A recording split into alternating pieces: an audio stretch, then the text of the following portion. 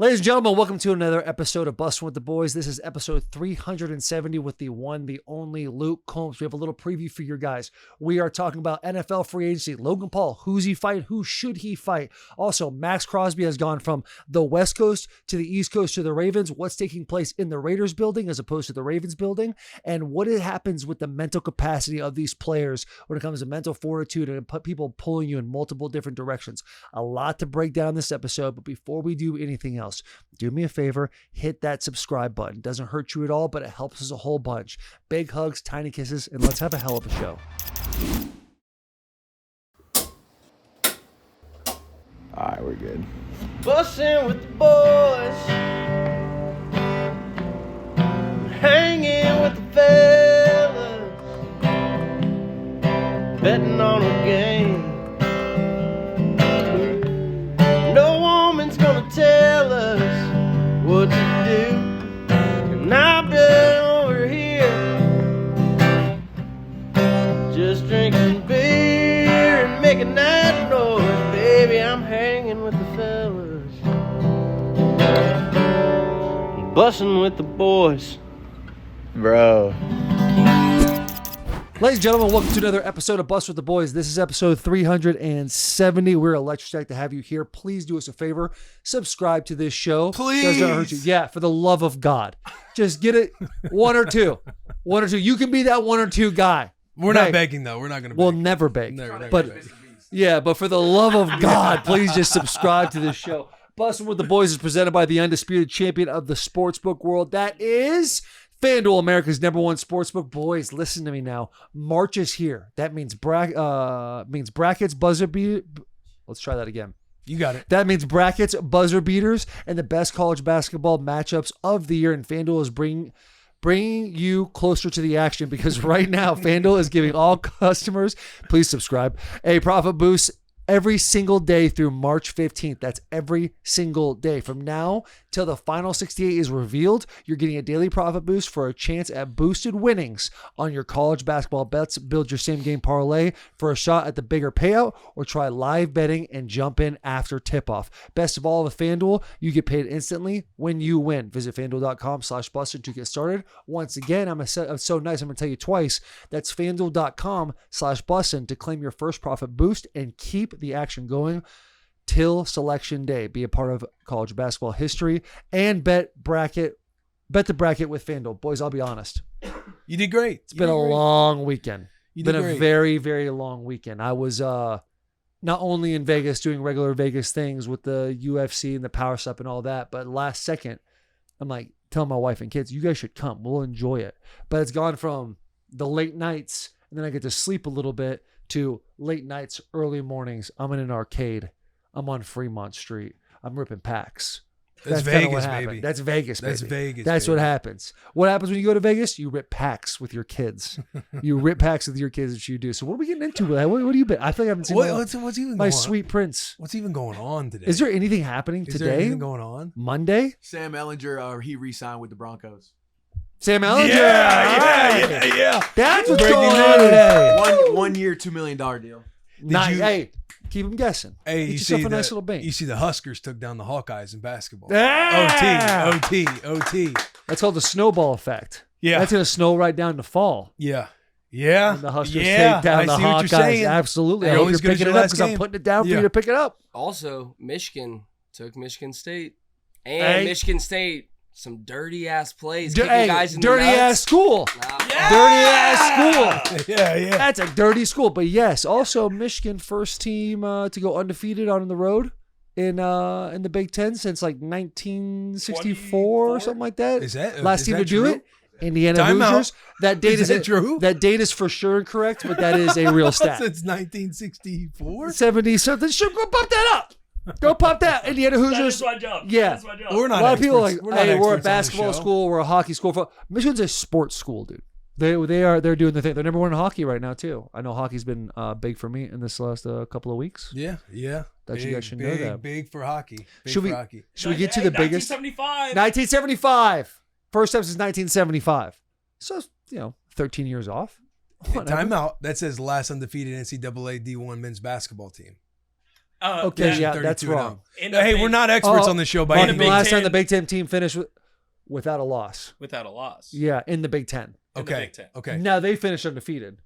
We just finished undefeated in the Big Ten. Got you. Yeah, so we got one Okay. slice of the pie, not the whole. You said on the road for a second, and then Yeah. that's where I'm like, is that a true thing? Right. I read it. You know how this brain works. Yeah. You saw it reading Yeah. a second ago. That's Yeah. kind of how it goes. NFL free agency. While I was in Vegas, Yeah. Why you? NFL free agency kind of started. Yeah. What is it? The little tampering period? No. I think I'm I'm- talking about the Commodore. Condor.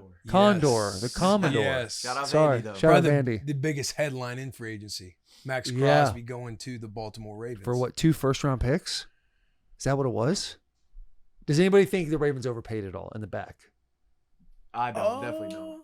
Well, there was and again, this is X-Allure. There was a stat out there. All the first rounders who've gotten like traded where they didn't pan out to where the team ended up winning a championship. So it kind of depends on what metric you're going by. Yeah. No one's done it until someone does Like it. Maxx Crosby is a Hall of Fame defensive end that is currently like still in his prime. Absolutely. Like, Ravens made an incredible move. They're clearly all in to win the Super Bowl this year. Like they are all in. They have a home wrecker on the line of scrimmage on defense. Yeah. Then you got Roquan Smith, second level. Kyle Hamilton on the third level. Like they're dialed. Like Baltimore Ravens, like I'm fired up for Max. Max in the purple, the black, he just seems like a Baltimore Raven. That if he's pale gonna go skin is anywhere. going to pop off that purple. Yeah. It's going to be a great contrast. Yes, similar to how he was with the silver and black. Yep. On the yes. macro, Ravens I think they both won because you got Raiders now 2 first-round picks. You're going to get a quarterback with first overall. It's probably going to be Fernando Mendoza. Yep. So you got a quarterback that you're buying into for the future. Right. You got 2 first-round picks that you're getting to Yep. continue to load up on draft capital for all of the holes that they have with the Raiders right now. You got to ship off your best player, like your best leader, everything, Right. everything that embodied being a Raider was Maxx Crosby. Right. Him going to Baltimore, that sucks. But if you're a Raiders fan on just the pure business side on building toward the future, I think it's like both sides kind of won. Yeah, the side just from my own, this is what I would do if I was a GM. I love the idea of acquiring assets that are already proven in the entity you're trying to win, which is players that you know are good. Bring them to your team as opposed to going to the draft and having more draft capital and taking a guess on guys. A lot more busts out there as opposed to. I mean, this is a crazy comparison because this dude, like you said, is a Hall of Fame defensive player. The issue with the Ravens has never been the name talent on their roster. Like going into this year, it was their contenders. Look at how all the names they have. They should have the best defense and all of it, all the NFL. Now, their biggest issue last year was getting to the quarterback. They're going to fix that quite a bit. I don't think they know what's coming in practice. We truly don't know what's coming in practice, but everything you hear about practice is you're going to have to take Maxx Crosby out every once in a while. Just to make sure you can function. Sure, in the practice a offense little can bit. figure out they can have some success. And then the question mark is Lamar Jackson still Lamar Jackson? I know a lot of people that like Ravens fans are going to hate that, but like we saw him, he had his hamstring, and even when he came back, a lot of open field opportunities, and still kind of getting taken down by one guy, which never happens with Lamar. Keep him healthy, Max on the edge, but they might be them. The Ravens are in a great spot. Great spot. I think the Raiders. We just talked about the macro. On the micro, I think Maxx Crosby leaving speaks to the continued dysfunction going on with the Raiders. And again, I can tell the audience from things that I've just heard, and it's very like I'm not in it in the Raiders, insiders, the relationships, everything else the way I used to be. But things that I've heard shows that there are massive question marks like within the organization, like Tom Brady having all the juice that he has. Yeah. Who's his PT guy? Is it Alex Guerrero or Guerrera? Sounds about right. That name sounds correct. The guy who worked on Tom Brady, Yeah. TB12 method, like the guys who would use Alex Guerrero, who would use Alex Guerrero as like their third party guy, like away from the Patriots. He is now, it seems like he has a lot of control inside the organization, and there's a lot of like friction and pushback with how much control he has because Tom Brady is kind of running a lot of the operation. He is like a minority owner. I think it's super interesting because of all the TV stuff that he does and everything else and how he's involved. It sounds like he is. And again, this is more hearsay. I don't know this to be. A lot of this is assumption. This is just like hearing all the things that I've heard. I have a great relationship with Max, but we never like talk about that side of everything. So you can take it for what it is. But what I've just heard is that Tom has a lot of juice inside the organization, and it's ruffled feathers because of the empowerment of an Alex Guerrero. Yeah, because if you look at it from the outside and you're like, oh, Tom Brady, the best football player of all time, he now is going to give all of his little nuggets and little jewels to be able to be like, this is how you guys are great. But Which there's value in yeah, that. There's the obviously value in that. The question mark for me with Tom is how much is this the main storyline for him? Because he's got so many things going on with the broadcasting. He's got a bunch of different investments. He does a lot of stuff with Fanatics. Yeah. Like, how does he, is he in the Raiders building a couple times a week, making sure everything's going the way he is, or is he sending out guys that he trusts to get it done? Because those are two totally different things. Mark Davis, the owner, he's got a temperament, not only his haircut, iconic. His decision-making, question marks. And he makes decisions very quickly, which causes a lot of this turmoil taking place. Not letting guys get their guys in there, establish their type of culture, because everyone's kind of seeing from the NFL world, the Mike Vrabel, the college world, the Kurt Signetti. It's like, that's what we want immediately. And a lot of times you're not going to get that. You have to have a couple years for guys to get in there, mold their culture and what they want. So it'll be interesting. And apparently the straw that broke the camel's back, the stuff that's like reported out there, is that when they sat Maxx at the end of the year, because Maxx wanted to play. Like, Maxx is a guy. Like, dude. Maxx came out with as soon as they said he were putting on IR, he was dunking a basketball and shooting threes. Yeah, and, like, clipped a video. My on it. instinct, and again, Maxx and I don't talk about those things. Like, Maxx and I, we just check in and, like, you know, show love to each other, ask how kids are, you know, all that kind of stuff's going. But when I'm watching that from the outside, I think that is kind of like optically, it's showing Max's, you know, how upset he was that they were kind of deactivating him from the roster, because this is a dude who will play through injuries. If Maxx can go, like, Maxx is always going to go. You watch his video when he's leaving, and you can just tell how authentic, genuine, how much he wanted to essentially be a Raider for life. And that is a guy you want to be a Raider for life, because he's a captain. Not only is he a captain, but he's a Hall of Fame caliber player. Yeah. Somebody who truly, like, there's no question whether this guy dies for football. Yeah. Which is what you want to build around. And apparently it's like the straw that broke the camel's back is him getting deactivated and shut down. And the reporting is that they wanted to tank so they could get the first overall pick. Which definitely sounds like, based on Mark Davis's history, something that he would actually do. Yeah, seems like a lot of misalignment. And again, this whole Alex Guerrero thing, I don't know what his title is. Can you look up just what his title is within the organization? But you have head trainers, you have head strength coaches. And again, this is hearsay. What I've heard is Alex Guerrero has a lot of juice. Alex Guerrero, so Taylor and I, speaking from our, he's the wellness coordinator.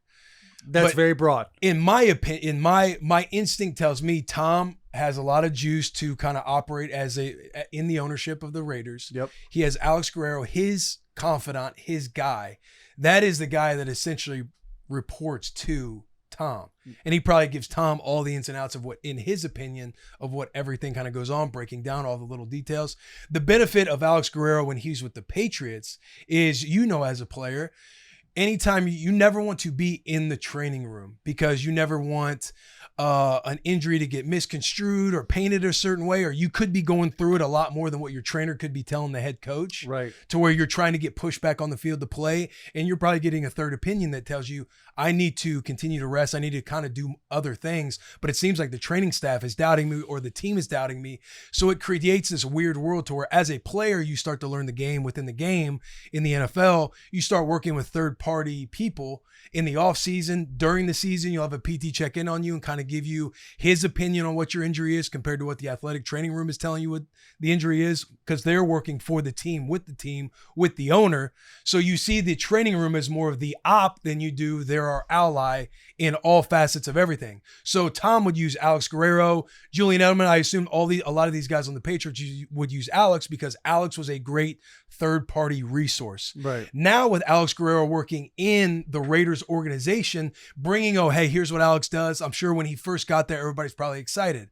He probably had great relationships, but Alex Guerrero is now, if you're a Raider on that team, you could see Alex Guerrero as the op, as what you would call in any business culture, as the guy who's operating in the best interest of the logo, right, and not as much for the player like he once was when he was just a third-party guy getting to work kind of with the Patriots and really just work on Tom Brady and whoever Tom wanted to bring in the circle. Yeah. Now that you have Tom with all this juice and Alex Guerrero is like seen as the right-hand man, kind of can overthrow the training room, kind of can overthrow whatever's going on because of what his relationship is with Tom Brady, you can see how that can create a dysfunction to where the relationship with Max or maybe the relationship with other players on the roster, that's kind of where you can create friction and kind of see it fall apart a little bit because Alex Guerrero is no longer a guy that as a player you can work with outside of the business, outside of the logo. Yeah. Does that make sense?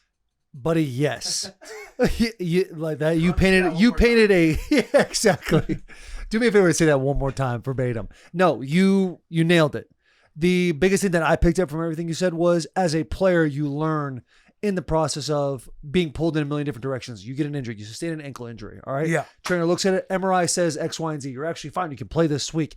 Agent sits over there and it's like, let's get a third party. Third party guy's like, maybe take a week off, maybe don't. Like you could hurt it more. Or but a you guy might be that, all right. or a guy that you see that you have now, even outside of the agent, a guy that you work with as a PT, like we've all had him. Like there's a guy, like I can speak to Mel, I can speak to different guys that I've worked with to where you go right to them and it's like, hey, this is what they're telling me. Here's what the MRI is. Yep. And they're kind of telling you, this week, that would be pushing it. Right. In my opinion, you could do X, Y, and Z. Now you have to take the information you got from a third party. You take it to the team, the head trainer. He's going to look you in the eyes and be like, hey, we got you, whatever we need to do for you. But then you figure out what are they saying to the up top people who essentially decide what your money is. Now with Alex Guerrero, this is all allegedly. This is all speculation. This is all speculation. Again, we're having fun. We're trying to make sense of this in this trying to crazy take our world. experiences. Right.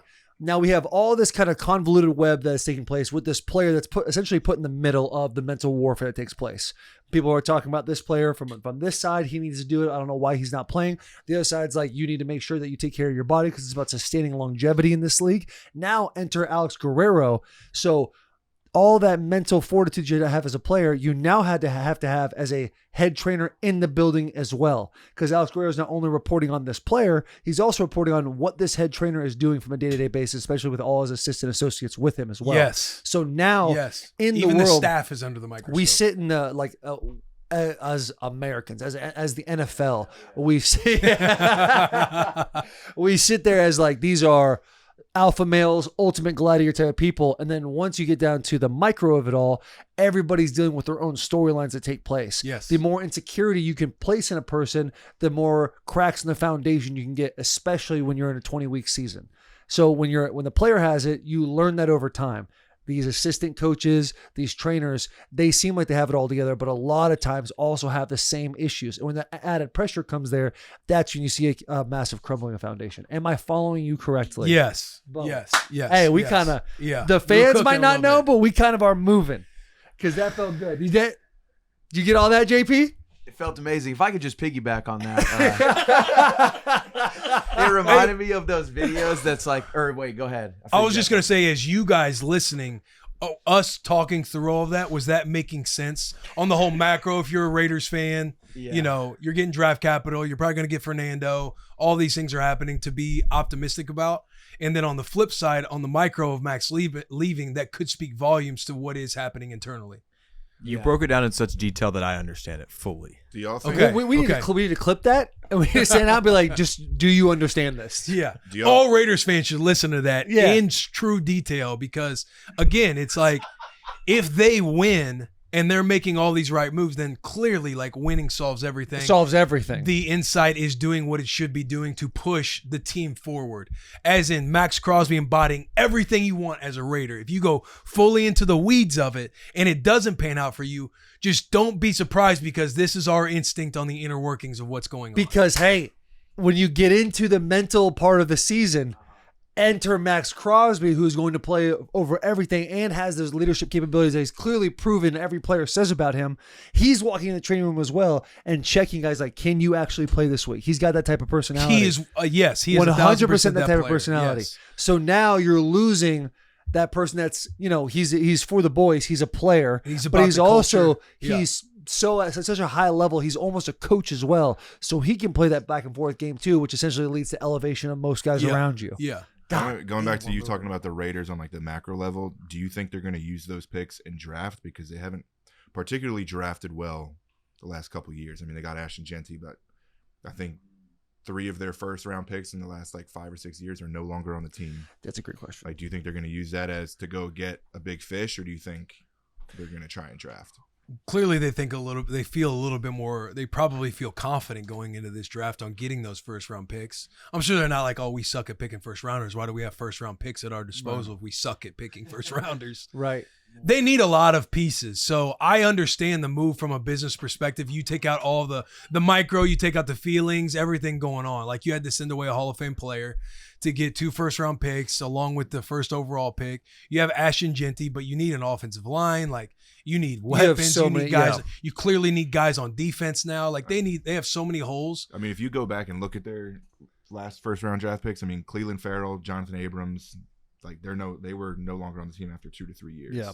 And that was a different regime. That was Mayock, drafting right? those guys. Though. Mayock did that. And I mean, who's to say like this, whether it's Tom or whoever's doing this? Because now they have Kubiak in the there. biggest question, because you look at the Raiders roster and it's like there's so many holes there that it's like you got to do a bunch of patchwork. It's not going to work with having 2 first round picks. This is not going to solve all of your issues. So there's a lot of time till the draft where you can go find the players you want, maybe grab a couple of guys that are more mid-level for those first round picks or throw a second round pick in there, because the biggest question mark, and if you look back at how the coaching carousel was going, the Raiders and the Cardinals came down to the last 2 teams that were able to find their head coach. Both of them were vying for Clinton Kubiak. Raiders ended up getting Clinton Kubiak, but I'm sure in that process, because of how the 2 franchises kind of handled themselves and their decision-making process and how quickly they make decisions, it's more difficult to sit there as a up-and-coming OC like Kubiak was at Seattle and be like, do I really want to dive off into this deep end with this team, because I don't know if 18 months from now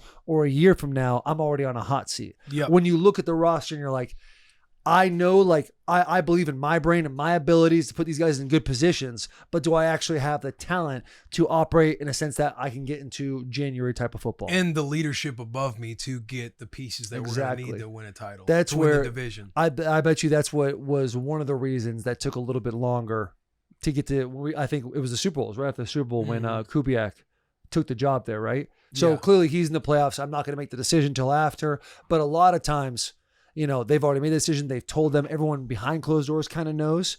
I could see that conversation with Kubiak being as, highly touted as he was, sitting down with Davis and being like, I need to know like what your patience level is going into this, because I see your roster and, buddy, let me tell you, it's not great.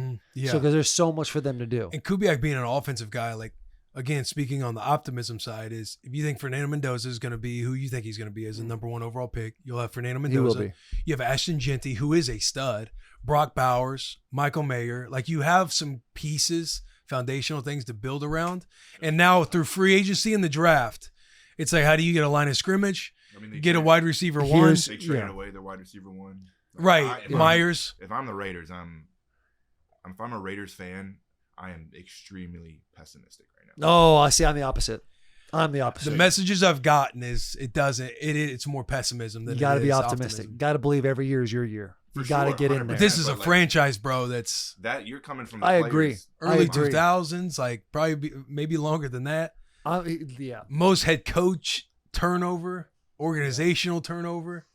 Yeah, it's interesting. The Raiders are now kind of coming out as like the front runner for all that. When really we looked at the Browns for the longest time, the Bengals before Joe Burrow got there, the Bills, the Jets. And the one core thing that you at least had, no matter what, was just, I'm proud that Maxx Crosby is on our football team. And dude, that news broke. Now he's gone. That news broke Friday. Yeah.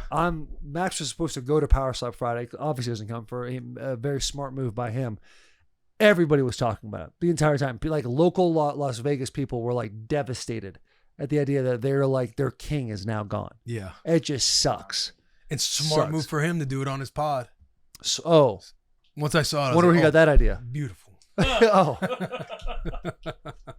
beautiful. I'll tell you what. Who do you think's more mad, Raiders fan base or Jamar Chase?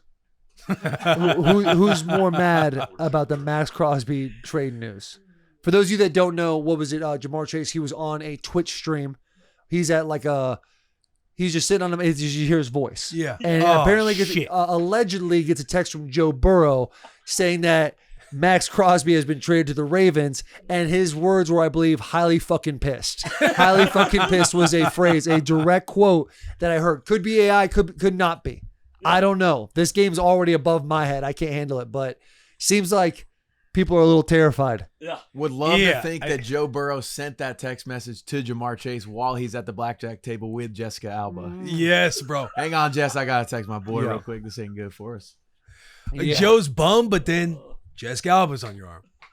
How can you get? What How are can we you doing? be? How old is Jessica Alba? Doesn't matter. Doesn't Florida. matter. No, it matter. doesn't. No, it doesn't. You're absolutely right. It doesn't. Yeah, you're right. She's a woman, bro. A businesswoman. Yes. We're celebrating International Women's Day. Yes, bro. Jessica Yeah. Alba. Yeah, age doesn't matter. That was a dumb question. I appreciate you guys calling me out for that. Joe just wins, man. He just wins. Except for on the football field, just right now. Whoa! Listen, just right now. Just right now. That wasn't anything. That wasn't. Well, the way you said I'm a massive it, Joe B fan. the way I you love said it, Joe B. you said it like you were in a rush to get it out, like you wanted to say it. Dude, Like I've been itching to be like, but you lose on Joe the football Burrow, field. he just was. Except for on the football field, I was just gonna get that right there. Like, hey, this is a long form show. Yeah, And yeah. you thought you had to jump the gun like that? Yeah. Joe Burrow. I will say this: we've talked about our white buffaloes all the time, and I ever since the Super Bowl, Joe Burrow is my number one player, number one person over Vince Vaughn. That I need to get on Bussin' With The Wow. Boys. He is official. The way he just. The aura. I'm sure Jessica Alba felt the same thing. Think about what you just Like said. I know. Trust me. I not only said this, I for the first time in my life took time to think about it. more than It's been what? How many weeks is the Super Bowl? A month? more We're at a month category. I've thought about Joe every day. more than Johnny Knoxville. More than Johnny Knoxville. Well, Vince Vaughn's my More one. than Travis Pastrana. More than Travis Pastrana. More than Machine Gun Kelly. More than Machine Gun Kelly. Yes. More than if we had Blink. Can I be honest? More than if we had Blink 182 on the bus, all of them together. There it is. There it is. No. Blink-182, the entire band. You're right. Absolutely. I had a dream about them the other day. Can I tell you guys my dream quickly? I know this is not that kind of show. Taylor's like, I was on This the is a couch, real they were all standing dream. behind So me. much show. So much show. Yeah. And then get into the bike ride. I called my wife the morning I had this dream. I was in Nashville. Had a dream I was with Mark, Tom, and Travis, and they're playing. We're playing together. I don't play, but we're all playing together. And I'm like, you know, it'd be sick if we sang this song, but Mark, you sang Tom's verses, and Tom sang Mark, and their minds were fucking blown by that. Woke up so happy. That's it. That's the end of the story. But yeah, yeah, thank you, boys. Blink-182 number one, Joe Burrow 2. Just the way he said turned us down, and then reverted to you just got to find me on the right day, which made me feel like we need to set up shop in Cincinnati until he's ready. Yeah, it sounds like Joe Burrow's gone beyond a white boy with motion. Oh yeah. Like he's got the aura. breaking all sorts of trends right now. Yeah, but you got to feel for him. I mean, T.J. Watt, Myles Garrett, Maxx Crosby. I mean, dear God. Trey Most sacked Hendrickson's in quarterback. free agency. Yeah. Yeah. Most sacked, most hit quarterback. Yeah. Which begs the question. There was that stat about Joe Burrow and Andrew Luck. And Andrew Luck, everyone was like, look how tough Andrew Luck is. This guy, he gets hit all the time, yet he still sits in there and faces it. Joe Burrow statistically has been hit more in the same amount of games. Is Joe Burrow tougher than Andrew Luck? Is that the question? What season did Andrew Luck retire in? Was 8. it 8? And where's Joe right now? I think at Going this point, into so wait, 7? let's say he's going to 7. So at the 6-year mark, they've been hit, sacked the same amount right here. Joe 201 for Burrow through 71 games compared to Luck 157. That's crazy. Who you taking in a fight? I think on paper, if we're just having fun with it, Now? Joe. Have you seen Andrew Luck now? Yeah, but I mean, Luck, He's full a Stanford. dog. He's He is full a Stanford dog, now. bro. I'm talking trucking fools out there. You're talking, you take Joe Burrow over Andrew Luck? No, in No, a he's fight? flipping that. I'm He's saying, flipping that. I'll take Andrew Luck in a fight. Welcome to Bussin' With The Boys. Have you seen? Pull up a recent photo of Andrew Luck. Are we talking recent or are we talking? Hey, don't get fooled by the Clark Kent look. Yeah, it doesn't matter when. Yeah. If Listen, you're you put those on Luke Kuechly. Yeah, I feel differently. Right.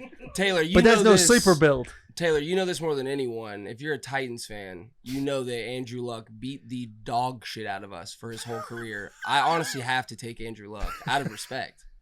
I mean, truly, it was a massacre every time. As far as grit goes, like just go to that top row, that third one in. That's grit. Yeah, That's a gritty guy right there. it's a happy boy. He just wasn't happy playing. He didn't care to play anymore. Yeah. Just Jordan one B happy wants to playing. still play. You probably go But luck T's there. and P's to him with the Cats Joe Burrow's coming way after too him in pretty the for that. division. Way too pretty. Ladies and gentlemen, we interrupt this episode to bring you Neutral. Dude, have you tried Neutral? If not, you guys are missing out. Neutral tastes so much better than anything else out there right now. It's made of real vodka and real juice. That's what makes it so delicious. It comes in a variety of flavors. We've talked about the pineapple, the watermelon, the orange, black cherry, strawberry, but we got two brand new flavors. Those flavors are peach and blueberry. They are perfect for social occasions. They're a crowd pleaser, especially when it's, spring break, college basketball taking place, holidays like St. Patrick's Day or Mardi Gras. It's the perfect time of year to grab a 12-pack of Neutral for a game or grab a bucket deal at your favorite bar and root your team on Neutral. Let's keep it tasty. We are also brought to you by Form Energy. Form Energy delivers best-in-class taste with natural flavors and zero sugar. Form Energy has natural caffeine derived from green tea and comes in a variety of flavors like Screamin' Freedom, Grape Smash, Blue Blitz, Orange Fury, and perfect for those who put in the work. I'm talking you wake up in the morning, you get the work in, you put in a full day's worth of work, and still give it your all when you come home. You are a Form Energy guy. Form Energy, we do the work. Back to this episode with Luke Holmes. What other moves have happened? I saw Tua got released. To four-time captain. Four-time captain. DJ Yeah. Moore. DJ Moore to the Bills. Yeah, that's a big one. I think that's Which actually one? Which one are you? I think DJ Moore to the Bills. Yeah, I is think that's massive. huge for the Bills. The biggest issue they had, basically, it turned into Josh Allen has to be Superman every single game in order for them to even make it to the Super Bowl or make a run. And they have Shakir. They had what was tight end? Who's the name? rookie? Coleman. Coleman. Who wasn't panning out Yeah, yet. Coleman. Yeah, he had a whole bunch of, I don't know if it was maturity issues, showing up late, whatever it was. Great offensive line, but it really was you have no weapons on the perimeter to really help you out. This is a massive addition for them. Would love to see the Bills make one more move like that on the offensive side of the ball. Maybe a little. What were they? The number 1 run defense, number 32 pass defense, or was it flipped? It might have been flipped. Might have been I think it was flipped. flipped. Yeah. So find Great yourself a pass nice little defense. nose or a 3 technique, and then bang, get you another perimeter guy. And I love the Bills. This is turning into, I think Josh Allen's Go going ahead into and his say it. Joker face. He's gonna. I think this is Bill Super Bowl. Another Oh breaking. no! I'm about to. I'm getting close to. If they make another move, I'm Ravens? back on them again. Ravens are a show me, don't tell me.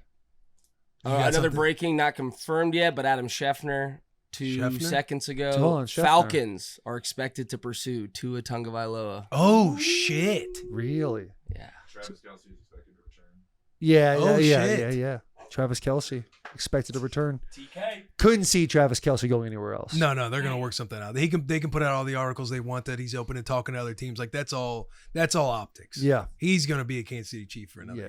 year. Yeah. He can't go out on a shield like they did last year. Yeah. Tua Tagovailoa going to the Falcons. My opinion doesn't change about the Falcons. Third in the division, Okay. right? Clean take. There's some Maybe fourth. There's some speculation. Maybe fourth. Clean take. That's clean take. That's clean take. Kevin's Natural Foods. That's a good clean take. That's a clean take. No disrespect to Tua, but once again, it's hey, you got to kind of show me, don't tell me. 92 mil. I'm stoked for you. You've been paid. But just when your boy was ripping packs, I went to a couple a couple of car places, Yeah. and I got some, I think 2020. What was their rookie year? 21, whatever it was. And they're like, hey, if you pull anybody but Tua in this pack, you're doing good. That's how you know it was bad. It's made it to the trading cards. Ooh, shit. Made it to the trading Good cards. if you're Penix. Ooh. Can't feel good if you're Penix. No. Yeah. So much better. Yeah, but Yeah, but the The mobility, injury the history. injuries, it's just, Both broken. They're the same. They're the same player. Right. but one's lower, one's upper, as far as injuries goes. The upper is the brain. Yeah, that's they. I mean, That is it. You're Yeah. absolutely right. He's one gang sign away from not playing anymore. Okay. All right. Oh, Jesus God, Christ, Mitch. Boy, talking about fencing. we'll leave that in. But this is just not a representation. That is of Bussin' not, with the yeah. boys. Will Compton and Taylor Lewan did not say that. Yeah. We don't promote CTE here. Hey, We just have it. On a W though for the Bears, going back to DJ Moore, they got a second round pick from it too. So I think the Bears. I think that one was also a win-win. I know, but I feel like Bears kind of need him. Bears need him, but just from seeing kind of everything unfold, it's not like DJ Moore was touching the rock a whole lot. And to be honest, And you saw, even if you're the whole argument, and this is a small example, but the last route where he was kind of like jogging on, like yeah, there could have been something there where DJ Moore, he's now got different grass, greener grass to go, reset, restart. It probably just wasn't a fit with the Bears, and then they can both kind of move on. Bears get second round draft capital from it. You know what I mean? Yeah, and it's good that DJ Moore got traded from the Panthers to the Bears originally, correct? Well, Is that- he got that's right. It's good yeah. that they got good draft equity out of him as well. Just Yeah. a few years later, really, the Bears, all they need is when Caleb Williams' feet are set to be accurate, because whenever he's off script, he's the greatest football player I've ever watched. But if he can just throw a slant with his feet set, I don't think anybody's really stopping I don't him. want his feet set ever. Keep him on the move always. Yeah, I want it. Cut the field in half. We're rolling left, rolling right. I would love to see the evolution of Caleb Williams. Just drop him back, hitch, and just paint one right on somebody's chest. Yeah. That to me is that's football porn to me right there. Yeah. The kid's got all the. guys doing that. He's already got that no. shit's boring. That's man. dude. That's the next level for Caleb. I want my Caleb Caleb does Williams the dope running. shit. You want him running? I want him running. Like back in high school, it'd be called the 700 series, which is rolling left, 800 series, which is rolling right, 900 series was drop back. We get the 900 series out of there. We're going left to right every play. Right. One you might fake go right, and then hey, Caleb, do a spin back around to the other side. Call that Randall and Lamar when Yeah. you're the Titans. The Yes. offensive line, you're faking the handoff and you're doing a full rollout. Yeah. You got 2/3 of the field now as opposed to half of the field. Free agent signings. AJ Brown saw a tweet. Not a whole lot of traction. Not a whole lot of traction right now. Not a whole lot going on with AJ. That's what I Would heard. That's what I love heard. to see AJ Brown end up a Patriot. Yes. You know who else I'd love to see end up a Patriot? Can I guess? Give me AFC, NFC. Okay. AFC, Okay. South. Am I right? South, Okay. hardworking, Hardworking. sneaky athletic, Okay. gritty, All right. all the intangibles. Taysom Hill. Nope. That's the NFC. Hold on. Will Compton? Deep threat. Jeffrey Simmons. Nope. Number 14. He's got motion. No, I don't have it. You can't quite put your finger on it, can you? No. Alec Pierce. Alec Pierce. That's a I would Patriot. have never got that. In a million years. Even in my brain right now. My He's up there on the sleep free deprived agency brain. I'm board. just thinking to myself, Alex Pierce. He's about to get paid. I think that's a Patriot He's through led and the through. league last 2 years in yards per catch. He's a stud. Oh. He's a stud. Come on now. Yep. All right. All right. But to couple right there, Yeah, you looking need Patriots, that. You thinking need that. about Braves. You need that. Braves, if you're listening to Bussin, we know you do every week. Come He on. does. We already know the AJ Brown one, but just Alec Pierce. This would Yeah. be Rudy. I'm putting my jersey on the table. Get Yep. him to New England. Get him to New England. Yeah. 2 weapons. Done. Free agency is going to be massive. But who's fighting Logan Paul is the question. Hang on. I got one more Whoa, one more speculation going on out there. Go ahead.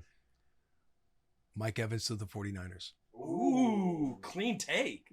Hit him with that. Hit him with that. Yeah. Clean that off. Mike Evans to the 49ers. We should. Some Why? speculation. Why? Some speculation. Have you? Can I ask you this? Have Clean you heard? take. Have you heard anything? He's, heard a couple he's things. expected Okay. to get released within the next hour, and then there should be motion in that. So He's we already should got- know yeah, that motion's by already- now that you're listening. There should be an answer. It should be to done. this. Yeah. So Okay. just know if it happened, Will Compton called it. You're not hearing it afterwards. Clean take. Clean. Could this be take. a clean take from the bus? We would love to see Mike Evans in a 49ers uniform. Would love to see Mike Evans in a 49ers uniform. Keep an eye on that one. Keep an eye on Keep it. an eye on that. All right, I'll do one, and then we'll go to Logan Paul. Kyler Murray to the Jets. Ooh. Kyler Murray to the Jets. I like something about it. He just seems like they love their runners. They love guys that can scamper around a little bit. A counter on reports out there. Okay. Vikings for Kyler Murray. Interesting. Former first rounder, I believe somebody in Kevin the O'Connell. pre-pro meeting said backup 9. Is that Derek? He ain't. You get Kyler Murray on the Vikings and Kevin O'Connell, they tap into that potential. Yeah. No, and I'm Kyler with that. Murray is a baller, bro. You think he's sitting behind 9? There's no way. Cooper National Comstock, champion? an employee of Bussin With The Boys, biggest K1 fan that's out there. On Yep. Friday, he made a prediction for the Vikings. I wasn't aware of this. Kyler Murray grew up a Vikings fan. Even though he's a Texas guy, he didn't want to be in the Cowboys regime. He says they sucked, so he was a Vikings fan. So, I don't know. Do with that information what you will. I still love the idea of Aaron Rodgers and the Vikings kind of making love for 1 year. Yeah. Coop is. Coop stays dialed. Stays dialed. You His talk, team- were you talking? Were you just saying Rodgers and Vikings? Rogers Vikings. I think Yeah, there's the experience, like all that. Yeah. But man, K1 with Kevin O'Connell, bro. Jay Jettis. Anybody with Kevin O'Connell, honestly. You see that TJ Hawkinson? Justin Jefferson and 9 unfollowed each other on Instagram? Wait, what? Yeah. I think We it got happened a Instagram week or so. drama? We got Instagram drama. This is allegedly. Please look it up for me. Someone told me and showed me, but they might have refollowed each other. But we had 9 and Justin Jefferson. I believe Justin Jefferson was the first one. This is allegedly unfollowed 9. 9, his rebuttal, unfollowing Justin Jefferson on Instagram. Yeah. That's That's TMZ Sports right there. and I know on the surface that seems laughable and petty, but that is a Look at- telling. That is a. You see that? Sherm just looked it up. That's today's football, though. That's today's football. That's how you know. That's That's how you know. So drama taking place, and I understand. Justin Jefferson, he understands he has a finite amount of time. He's getting older. He is in his prime right now. Just a year ago, they're like, "Hey, greatest wide receiver in the NFL." Has a down year this year. Is it Justin Jefferson? Is it because the person that's throwing him the ball? A lot of people say it's the guy that's throwing him the football. So back and forth, emotions, egos. Ryan Holiday's trying to enter the chat. They won't open the door. There's a lot of stuff taking place. So we will see. Dude, We will see. K1 throwing bombs to Justin Jefferson. That Right? would be crazy. And then all the DBs back up and he just scampers for 25. Scoots. Yeah. I tell you what, that division, because the Vikings were the anchor in that division. And then also the Lions. Taylor Decker is requesting a trade. They cut Graham Glasgow. It doesn't seem like Alex Anzalone's going back there. Yeah, it seems like Craxton Foundation. Craxton Foundation with the Lions. Packers. It's just a All right. reminder how quickly things can just change in 1 year. Yeah. Like But when you that's have what it and sports you're great. like, one moment, when did the Lions get knocked out? It's A 3 couple years ago. Was it the divisional round? It wasn't the conference, This, right? No, this is the NFC Championship. NFC Championship. This is against the and just again, 49ers, right? This is the year the 49ers played the Chiefs and lost to the Chiefs in the Super Bowl. Yeah. yes, January 28th, 2024. yeah. And then, so go ahead, continue. I was just gonna say, like, there you're thinking Dan Campbell, the Lions, this organization, like they're gonna be back in this spot year in and year out, Right. and they're chasing the Super Bowl. To now we're getting there, where we're having these conversations about Taylor Decker. I wonder why he requested a trade. Yeah. Glasgow moving on, Frank Ragnow retiring. Yeah. Alex Glasgow was Anzalone asked looking to not move coming on. back. Yeah. I feel like that's what made Yeah, I see what you mean. But just like the turnover, how quickly things can. It's always year in and year out, bro. That's why it's like when you touch it and taste it and you get knocked out and guys like, oh, we'll be back. It's like, man, that is not how this shit works. And you know bro. who broke that down just beautifully was Clay Matthews. Because his first year or second year they won the Super Bowl. Yes. Yeah. And every year he's like, we'll be back. And it's like, buddy, just because you taste it, like it's so hard to get again. Yeah. It's almost better to be bad early. Because then you're like, then you make the playoffs and you're like, boys, we got to hold on to this feeling. This Yeah. is incredible. Yeah. I was gonna say, I think that's like when the Patriots were on their dynasty, it seemed like they were always cutting guys that had a great year the year before. Like say if Alex Anzalone was on that team, the Patriots, they always knew when to let the guy go. Like they never held on to somebody for a year too long. Mm-hmm. And I feel like that's where the franchises make their next step, is like getting that part right. Yeah. So maybe that's it. It's a for clean Dan Campbell. take. It's a good Kevin's Natural Foods That's clean, a clean take. take. That's a clean take. It's so hard to follow something with Tom Brady as your quarterback because he's elevating everybody around him, right? He's using, how many white guys they go through? There's so many. I'm trying to remember a couple of days. Some of us think holding on makes us strong, but sometimes it is letting go. That's beautiful. That's just a Bussin quote you guys get on a Tuesday. Yeah, something nice. Yeah. Raiders Right? fans, man. Some of you might be in a little conflict right now. There you go. Take that. You were going into I was going to NFL, Logan- yeah. transitioned in Logan Paul. Yeah, so obviously Logan Paul is calling out no NFL, football player can beat me in boxing. I'll put $1 million in line. The name that kind of rose the cream that rose to the top was Myles Garrett. You put up the photos of Logan Paul, which by the way, guy's got a nice build on him, but you put him next to a guy like Myles Garrett, it's like, oh shit. It's a freak right? show. It's a freak show. Yeah. I talked to a couple people. So shout out Skipper Kelp. He's like he professional boxer at one point. Yeah, He's now Skip. boxing. Yeah, Skip's awesome. And I'm like, can you break this down for me a little bit? And he's telling me like unless guys know how to box, like do it enough to where they understand the ins and outs. I did myself a little lesson for the first time this weekend. Fucking. So you kind of know. No, I don't know shit. I realized, he's right. You realize, okay, there is a huge learning curve. He's like, unless these guys understand how to move the body and when to punch and how to react to other people, like, it doesn't matter. Like, I'm 165. I would beat a guy that's like 250's ass if he doesn't know how to box, because it's just such a different game. So that kind of makes me lean on Logan Paul, who's a guy who boxes all the time, whether people want to respect him or not respect him. The guy knows how to box from a base level. It's like, he's probably right. But then you look at Myles Garrett and you're like, he could figure it out pretty fast. Yeah, you just see him like this is a massive alien, a massive freak. Yeah. But with the judges, what was it, 3-minute rounds? Yeah. I think the issue too with Logan Paul coming out and saying that, and maybe I'm wrong, but I'd assume he's probably wouldn't pass a drug test that would get you eligible for boxing. Damn. You Trying know, to put that on him? I mean, WWE, it's hard. I feel like that's a fair assumption. You're definitely doing things. We're And not so- saying it's like a wrong thing. It's right. But that's what makes me mad when he does this thing. It's like, dude, you go out, you say this, I'll fight anybody for $1 million, and all these people say like, hey, we're ready, and then it comes back to you, and all of a sudden it can't happen. It just is what it is. He's a brilliant marketer, right? Promoter, and because it all stemmed from basically Tom Brady calling him a bitch. And then he's on the pod talking about, I could whoop anybody in the NFL. Yeah. Which you think about the boxing game. I was listening to even Ocho Cinco break it down too. He's like, it's like the stamina is just a different game. He's like, I'd be surprised any NFL player, if you're not just regularly, consistently boxing. I do think there are probably guys out there who do it that are just, that's not like their name is in anything in the NFL.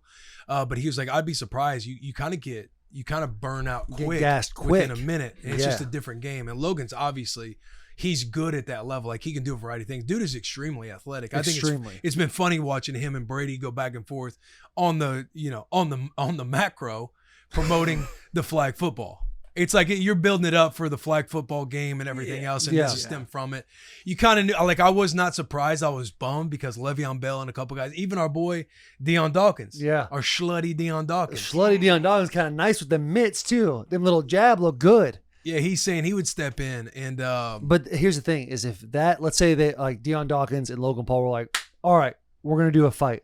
The Bills 2 seconds later, like, you're not doing that fight. Yeah, that will not happen. An active NFL player cannot do that. Similar to how the WWE was with Logan Paul. And Logan might have known that was going to be, like, again, Logan is very good at just, again, marketing, promotion, like playing these games to bring a lot of attention to it, like creating a lot of that attention. And he could have known in the back of his mind, like, even he had that call in the stream. I would not be surprised if he even set up that call. Probably. Like, him knowing already that he couldn't do it and be like, here's what I want you to do. I want you to call me while I'm on the stream. And we'll kind of act, we'll kind of have fun through it. Yeah. This dude is in the WWE. You've touched it already, but like, you can have your opinion about the Paul brothers. You can't say that they're not some of the greatest marketers in the entire world. All roads lead to Jake versus Logan Paul boxing match. Ooh. Absolutely. Yeah. And Jake and I know, like, we've kind of, I talked your ear off about this on the phone the other day. Jared, I saw him at the airport when I'm just talking about Pokemon cards.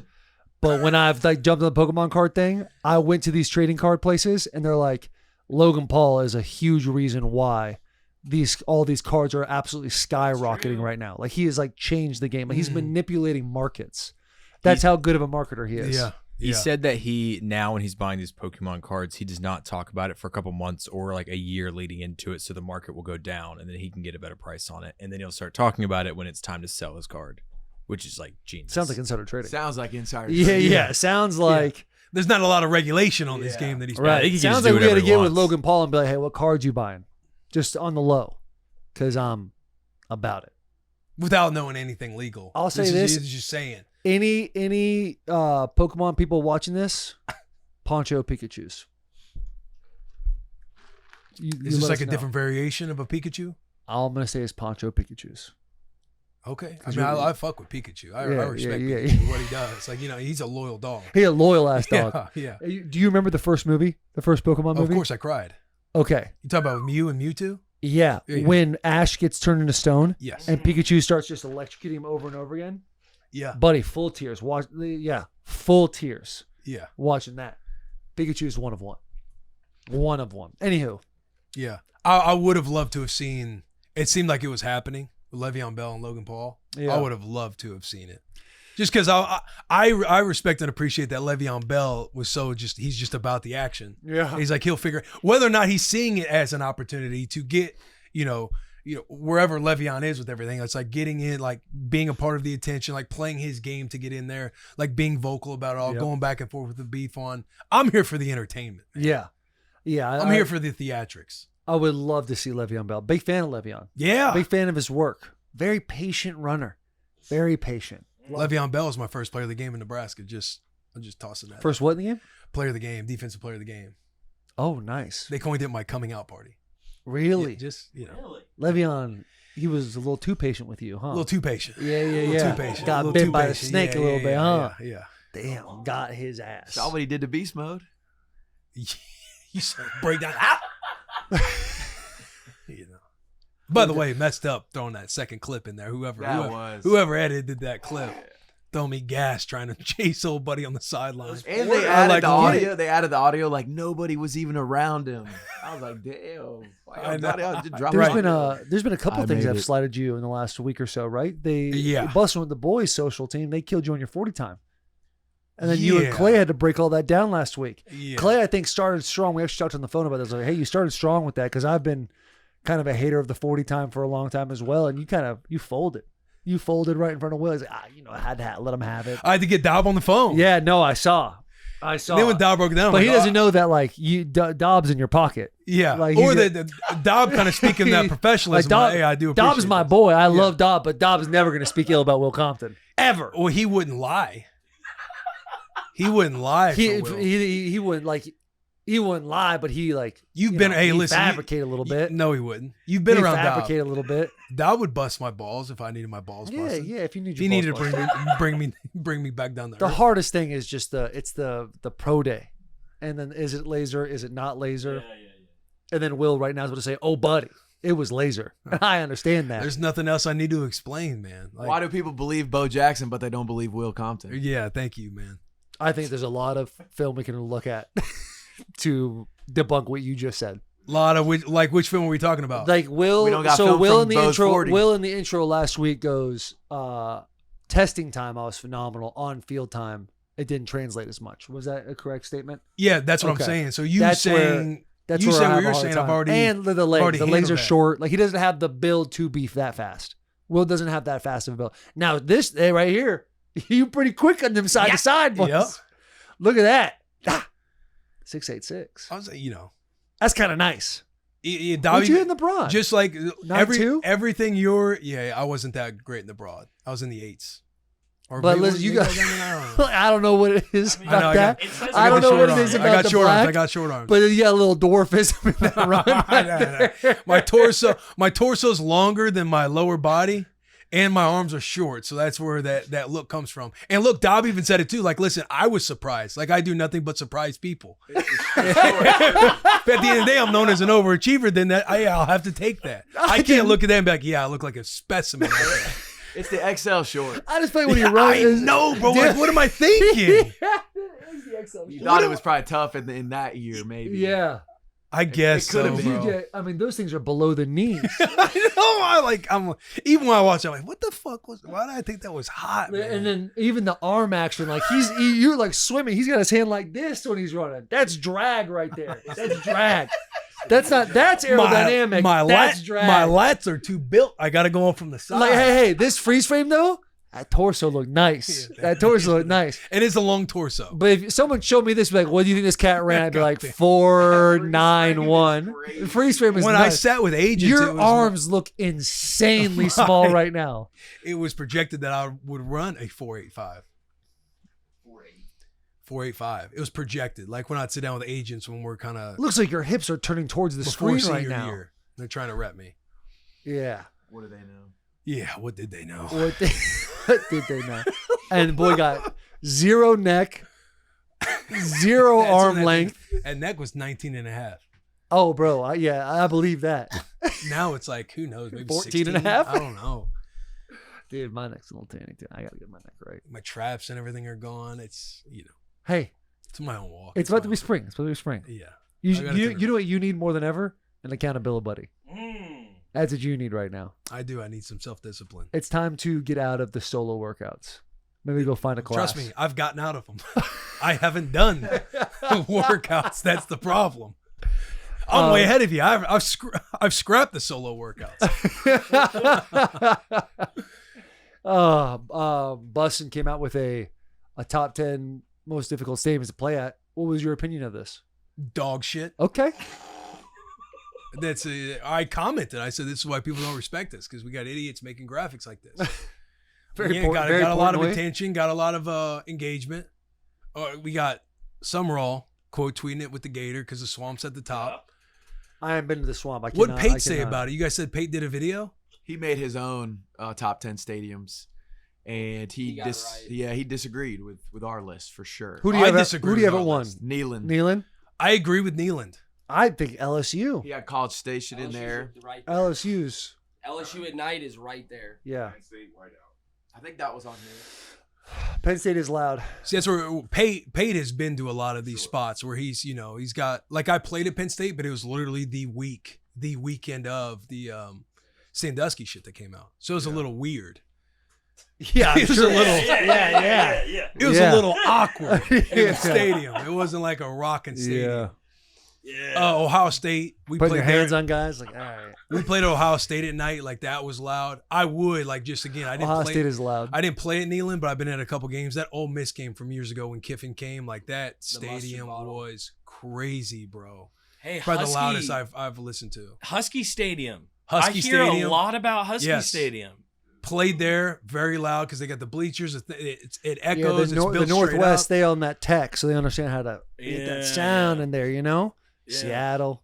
Yeah, so who's? Okay. That's Pate's graphic. Yeah, Husky Stadium I think is loud. Oregon when we went there for Ohio State was loud. I don't know Was what loud. it is on like a consistent. I don't know if it's 4. It's just the only issue that Oregon has is 55,000. Yeah. Their buy-in is great though. Like not very many stadiums have students show up 2 hours before the game. Yeah. Just sitting there. That student section was packed 2 hours Maybe there before the needs to be game. more That things to was do. sick. Gee. And again, that could have been just because Ohio State was coming to town. Yeah, it could have been. Because think about it. When we were eating there that morning, like there was no traffic anywhere. It was so They're all in loud. the stadium. Yeah. Oh, yeah. Yeah. Yeah. Shit, Yeah. man. So, what's y'all's top 10? Toughest places to play.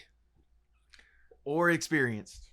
I'd go 5 and 5 each. Yeah. Your top yeah, five. top fives. Okay, I'm going to start just saying names. This isn't a particular order. But Neyland is my one. Mm-hmm. Ohio State's up there from playing at it. Kyle Field, Texas A&M, I think is loud. Mm-hmm. See, I wasn't as impressed with Kyle Field. I thought like the chants, the pageantry, all that. Like when we went to, what was it? A&M Notre Dame is what I'm thinking of. Like it was loud at times, but from a consistent loudness, like Neyland and LSU are my top 2 that I've witnessed myself. LSU is loud, yes. Yeah. We got to play- Huskers I wouldn't put in the top 5, but they're probably 6. Like it gets I mean, loud there. I obviously have the Huskers in When- there. I'm when not we- going to use them. We went to Nebraska, Colorado. I thought that was loud. Ohio State is loud. Penn State is very loud. Oregon. I gotta go. I want to go to a game in the swamp so bad. Every year, I think we talk about it at Fall Tour. It's like we got to get to the swamp. We got to get to the swamp. They got to up their level. Yeah. Yeah.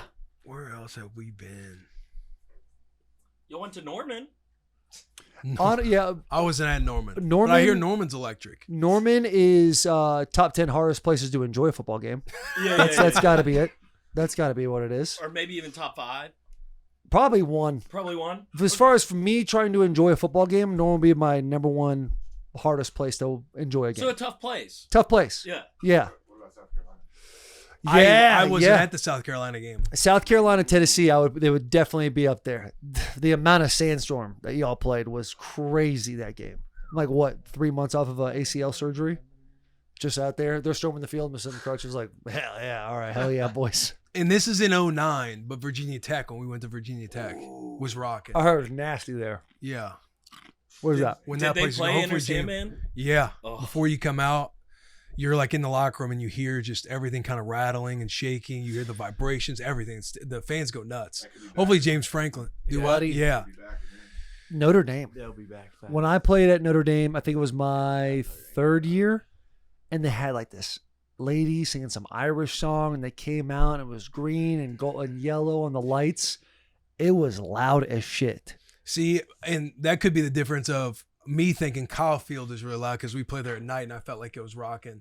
But I feel you on the experience you of played standing there. on the sideline. Yeah, we Yeah, I'm played sure. there and it was loud. Like witnessing being at Notre Dame games, to me, it just feels like a smaller Michigan to where it's really not that loud. Same architect that built Correct. Michigan. Yeah. Yeah.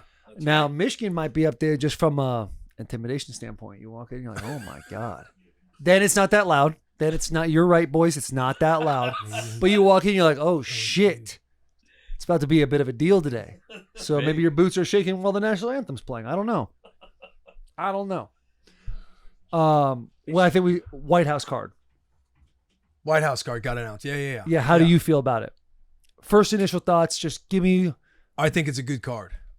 Okay. You said everything you need to say by that one statement. I think it's a good card. Right. I think it's an awesome card. I think compared to where everything started with the White House hype coming out, Yeah. I think it didn't come close to hitting what we thought the expectation might be. That's because. But I think it's still like a good card. No John Jones, no Conor McGregor. Yeah. I think everybody thought those were the two that were going to be like kind of headlining this event. And Olympic wrestler Gabe Stevenson, Yeah.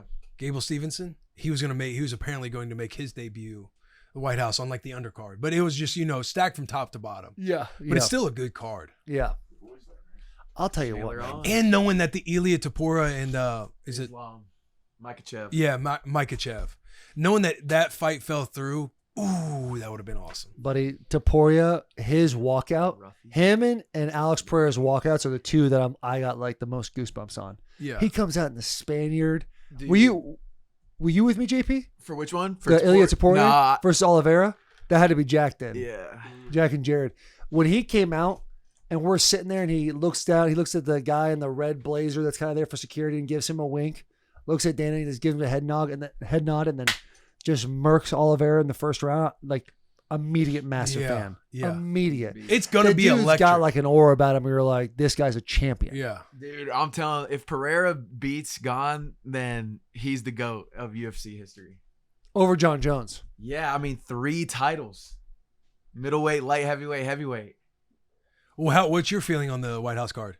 I think it's good. I think like a lot of people overreacted. They're like, John Jones, Conor McGregor's not on it. Half of UFC fans love to just hate on John Jones for half the year anyways. And then when he decides to fight, everybody wants to be his fan.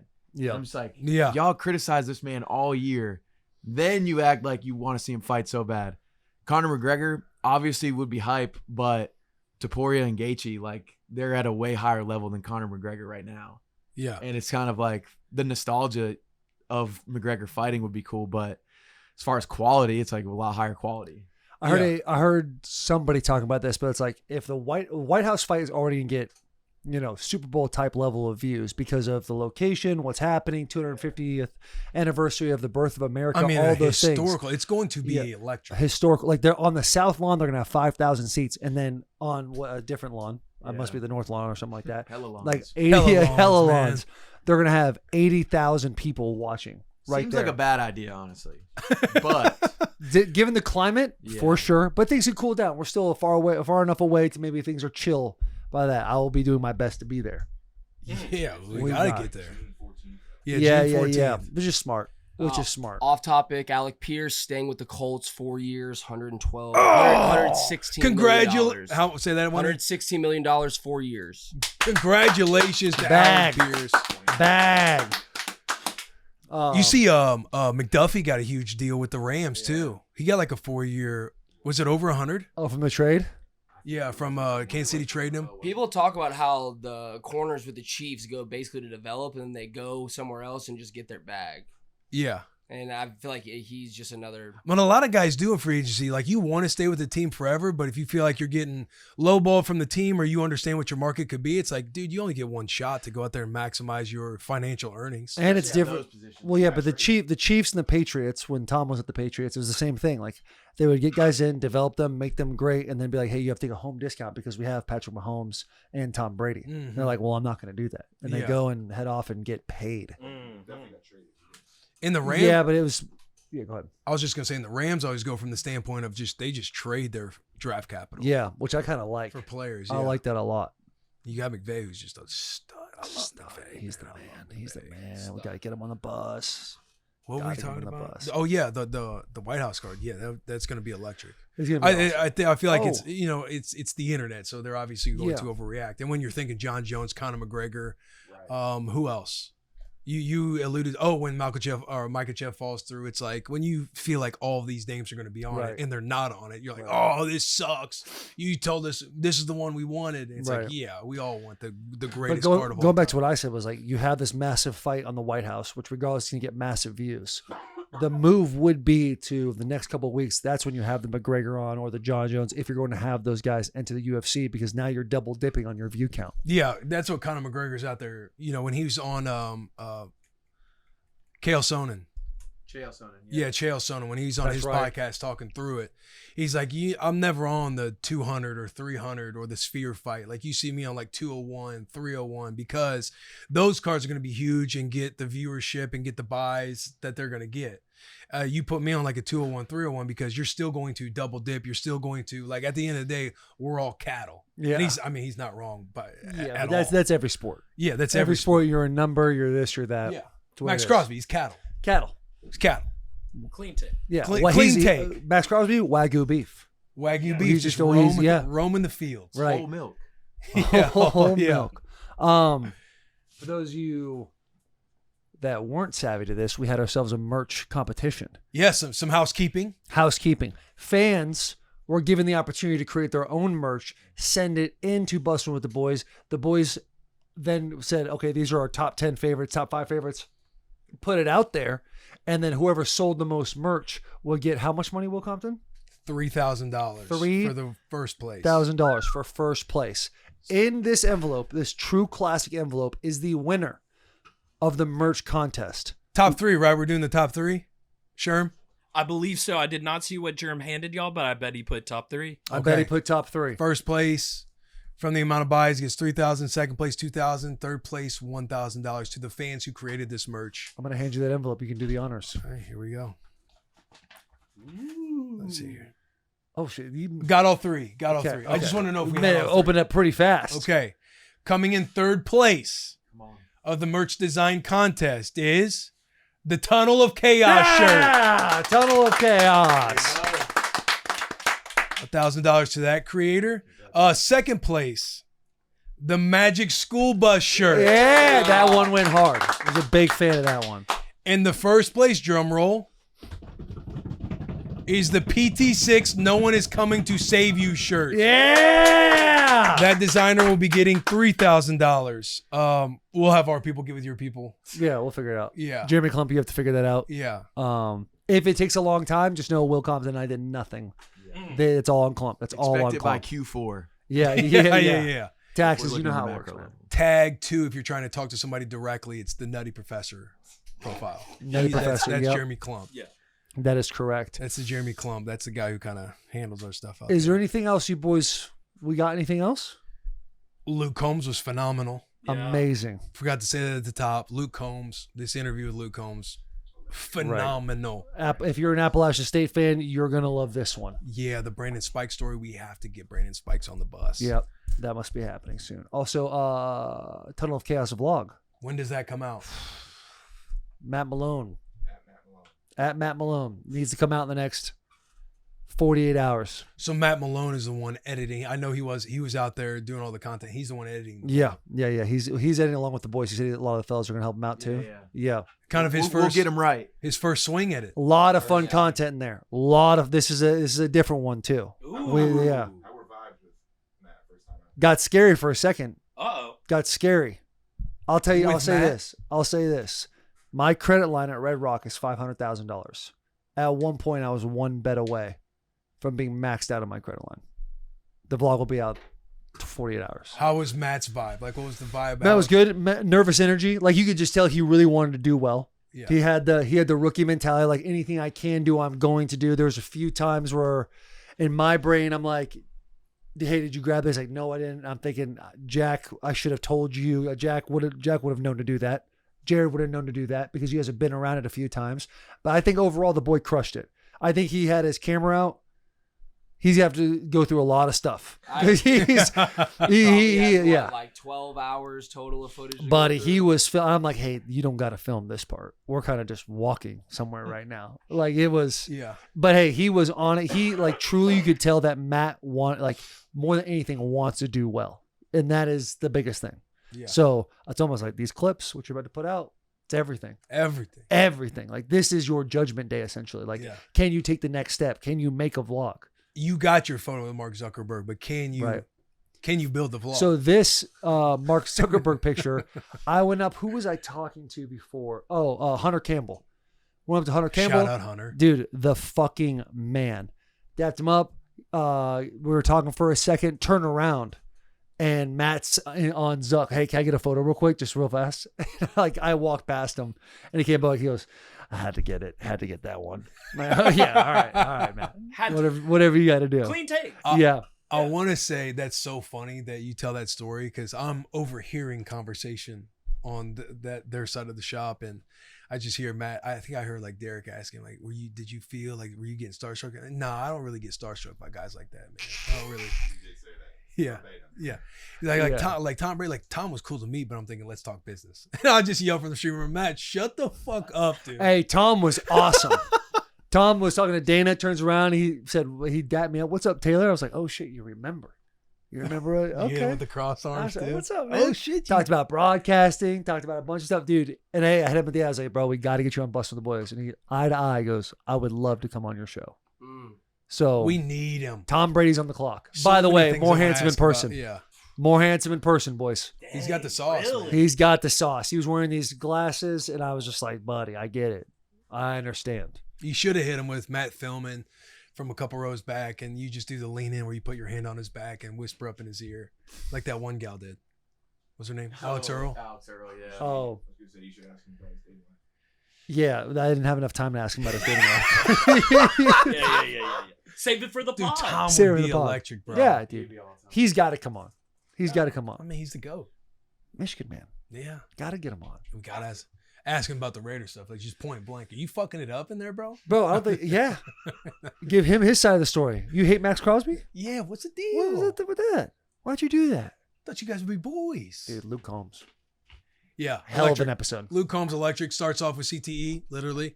And we dive into a lot of fun. You guys are going to enjoy it.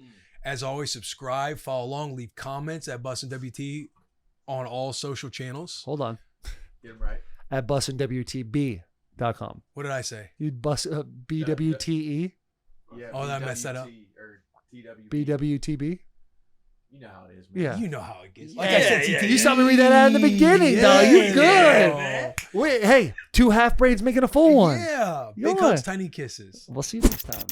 Fellas, we interrupt this episode because we are presented by Jim Beam. Listen, boys, as you all know, we have now entered what could be the worst time of the year. That's right, football is over, even though we got NFL free agency today. What are we supposed to do on Sunday or Monday or Thursday? So much time, so little football. Whoa, easy now. Just because football is over, the hang doesn't have to stop because believe it or not, there's still a ton of stuff to get excited for. We're talking basketball, hockey, tennis, baseball, and the big soccer tournament taking place right here in the good old US of A, all to be enjoyed with a crisp, delicious, and oh so refreshing Jim Beam and lemonade. Ah, I get it. It's like you're taking the lemon of football being over and turning it into lemonade. Correction. I'm taking the lemon of football being over and turning it into Jim Beam and lemonade. You could not be more right. Because Jim Beam and lemonade is always the right call. It's light flavor. It's refreshing. It's so delicious no matter what you need. No matter what you and your boys are watching. Because at the end of the day, no matter what the sport is you're pivoting to this offseason, it'll be best enjoyed together. Yeah, that's right. And as always, this interview with Luke Combs is brought to us by Bud Light. Easy to drink, easy to enjoy, and Bud Light is always brewed with 4 simple ingredients for a clean, crisp taste. Anything for the clean, crisp taste of Bud Light. Stock up now at budlight.com and find a store near you. That's budlight.com/locator to find a store near you. Bud Light is the official beer sponsor of the NFL, NFL Draft, and the UFC, which is now on Paramount Plus. A lot of Bud Light partners, boys. We're talking Shane Gillis, Peyton Manning, George Kittle, and the boys, to name a few, and Bruce Buffer, the voice of the UFC. Wow. Easy to drink, easy to enjoy, clean, crisp, ice cold Bud Light. Enjoy this interview with Luke Combs. saying definitely real is kind of wild. Yeah. Because if you think about it, what happened? We're rolling right now. Oh yeah.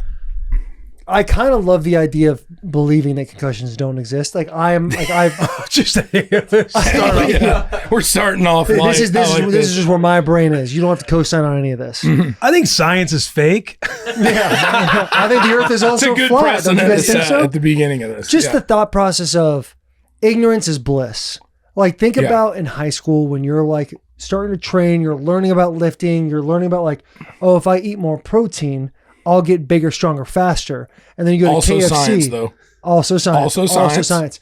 So basically what I'm saying is there's levels to science in my brain. Like there's Certainly. like how far into science do I want to get before I'm like, that's the cutoff, that's it. I'm done That's with where I that. stopped believing. Yeah, because if I just think if I was still living in the high school world of like KFC, McDonald's, Subway, Yeah. I'd be kind of living nice. Yeah. Yeah. You know, Like in your mind, that was like good food. Back yeah. then. Now You're you like, got to think this is about good. gluten, microplastics, EMF. Is the San Francisco 49ers facility, is it plagued with like 5G, whatever that problem is? Yeah. And it's like, how much stress do we want to cause in Yeah. life? So that brings me back to concussions where I'm just like, hey, maybe if a player thinks they don't exist, that's amazing. It's like when Puka was talking about it. The psychopath in you as a football player listens to that and you're like, he gets it. This guy gets it. Yeah, yep. This guy will do anything In for just the team. the world. Yeah. In just the world of team football. guy. Team guy. Glue guy. Yeah. You know what I mean? It's like you're having an argument on the playground and Puka Nacua hits you with concussions don't exist and you just him that give him that Kurt Signetti. Yeah. Like, you're on it, brother. Like you figured out the game. Or you, like Puka it'd be a dude, like if your teammate goes down and he's concussed and they're kind of treating him and looking at him. If Puka were to say to me, hey dude, concussions don't exist, I'd be like, we're on the same page.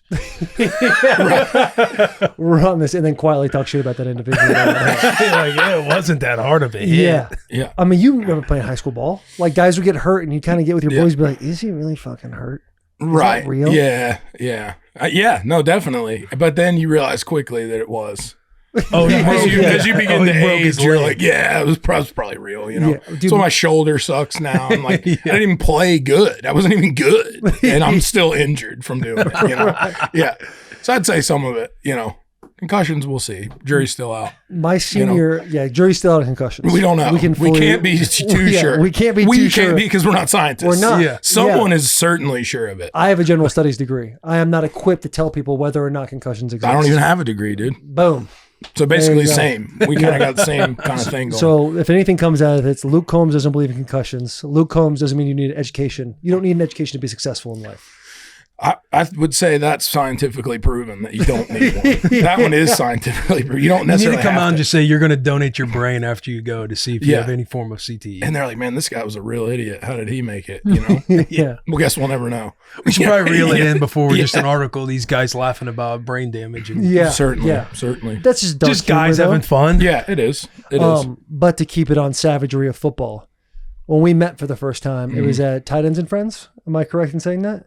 Tight end you, like Tight end you. yeah. Tight End Yeah. U, but they did Market Tight Ends. West Yeah, it was called Tight Ends and That's Friends. right. That's right. Where That's they did right. all the musical stuff. You came in and it was like three bros hanging out that haven't seen each other in a long time. Yes. And you started going through football growing up Oh, yeah. and playing against Brandon Spikes. Well, playing's that's a bit of an overstatement. Okay. There. All right. fair Watching enough. What kind of against- motor did you have when you were in high school? Not one. Not a good- not What was a not two-cylinder one. out there? Yeah, kinda I was putzing like around. I was like a nice like subcompact, Okay. in a oversized body. You know, I love the it. motor of a Kia, the body of like a larger minivan. I would say. You know, yeah. You were the dude who you just wanted to go stand by during practice and hear some good jokes. I literally had a coach that my nickname was Jokes. Was my nickname. Really? Just probably not the nickname you want on the football team. No doubt. Yeah, like my nickname wasn't like Blade. You know what I mean, or anything like Yeah. that. That's indicative of what. Go what was stand by going on. jokes. And you're like, hey, Yeah. bud, you're going to struggle making this football team. Yeah. I did struggle to make the team, but I did. I was there. I was around. What was the love the high game. school? Yeah, walk us through some high school football experience, some high school football stories. A lot of. I was on the shit list a lot. That was I had a coach named Keys Hour. He played on the Miami Dolphins back in the day. He was a defensive end, and he was like he might have been in his 70s then. And he was like spit and dip spit on your hands, like when you were down in the You know what I mean? Like he was that guy. Like there was no concussions. Definitely weren't real. 100%. Look at this guy. Yeah, concussions were certainly not real to Keys Hour. Hey, awesome guy though. But I was singing a lot in high school too, man. So I would miss practice for like chorus shit. And the next day I would come back. He's like, well, Combs, you're on my shit list. And he would just tell me that. And I was like, well, okay, I could see that. Would he say stuff like just mad that, hey, you're missing practice for choir? Basically, yeah. There was there weren't any slurs flying around, but it was close. You know, we flirted the line of some slurs flying around, I would imagine. Now you sit there and you're like, I really proved that motherfucker wrong. Yeah, he's a nice guy though. I mean, at the time, I can understand it. You know what I mean? You're trying to shape young men at that time. You know what I mean? Like, he probably thinks I'm cool now though. Yeah. You know, but I wasn't very cool back then for sure.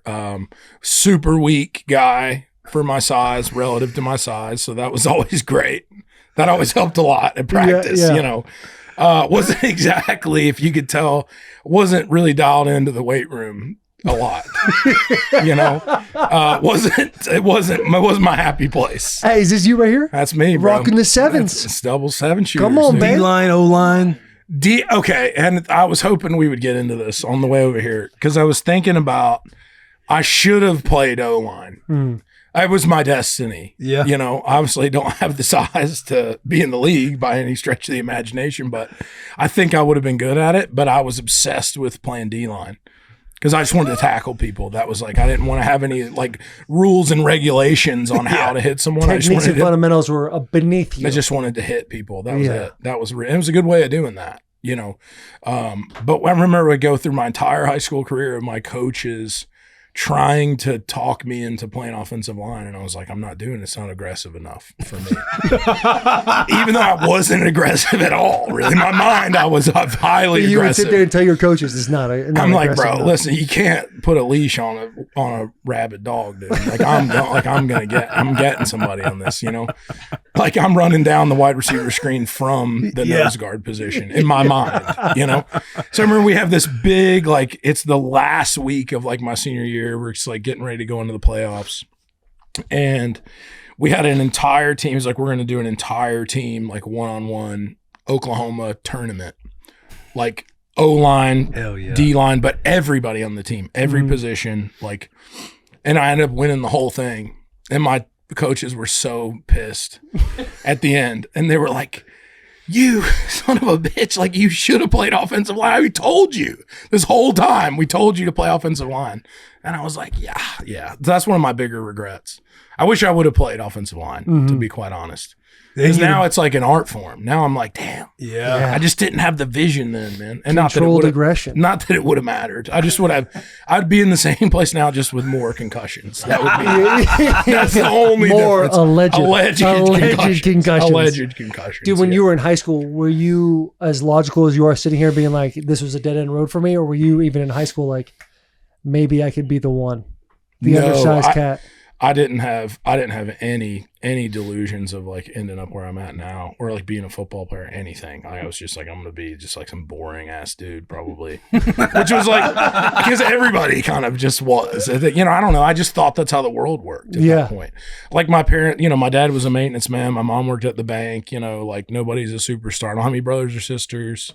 So I guess you go to school and then you go to college and then you get a job and then you hate that for 30 years or so, and then you're good. You know, it's kind of what I thought happened. I don't know. It's like, I mean, not that my parents didn't push me to do whatever I wanted, you know, and like chase my dreams or whatever, but I didn't really even have any dreams at that time other than just like to keep the party going, you know? Let's just go to college because that's what you do. Yeah. Right. You know, I wasn't like, man, I'd be like a pipe welder. You know, I didn't have like this thing. I didn't know what I wanted to do. Yeah, you didn't have a why. You didn't have a, like, this is where I want to go in life. No, it's just like, how do I get women to not think that I'm 300 pounds? You know what I mean? Winter helped. You know what I mean? Large coats, things of that nature were very helpful in that endeavor. Something about those big North Face jackets, man. You can hide a lot. You ended Appalachian State, dude. Winter's longer there. Yeah. There's a lot more winter time in Boone, North Carolina. When guys are looking for where they're going to go to college, they're thinking about best education, networking, you're thinking, alumni. I'm thinking, where can I hide This. The longest. Correct. Can you imagine sitting next to him and Caleb Pressley on the sideline? Yo, that is crazy. Were you guys on the That same happened. high school team? Yeah. He was Wasn't 3 years younger than me. So his freshman year was my senior year. And he was like the emergency quarterback. So he like started for the JV team, but he would dress on Fridays. What was he like in high school? He wasn't as like outlandish as he is now. In a good, I mean that in a good way. You know what I mean? Like he's great. I mean, I love Caleb. He's so funny. And he was funny then, but he was more like clean cut, like more kind of like stereotypical like high school quarterback guy at that time. Yeah. You know what I mean? He wasn't like outwardly being as funny as he is now. But I mean, some of that we spent a lot of time hanging out. I played as much as he did, which was not. So we spent a lot of time together on the sidelines. When he sling the rock? Yeah, he could throw it for sure. But at that time, you're like, this kid probably stinks, dude. Like, you don't know. I don't know. Like, Right. you know, I wasn't. I'm like, this guy must be as good as me, which is not good. You know, and then he goes on to win a state championship and all that stuff after I'm gone. But Did you play with Chase Rice too? no. So Chase was 4 years older than me. So he graduated when I was in 8th grade. But he was the guy they brought down to the middle school. And they were like, look at this fucking guy. Pretty good looking dude, right? You could be this guy if you played football. He was like the marketing tool to get me to get concussions for nothing. Like it was like, hey, sacrifice your mind for the betterment of the program. Yeah. You know, you'll get absolutely nothing for it. That's so wild. yeah. That's your high school.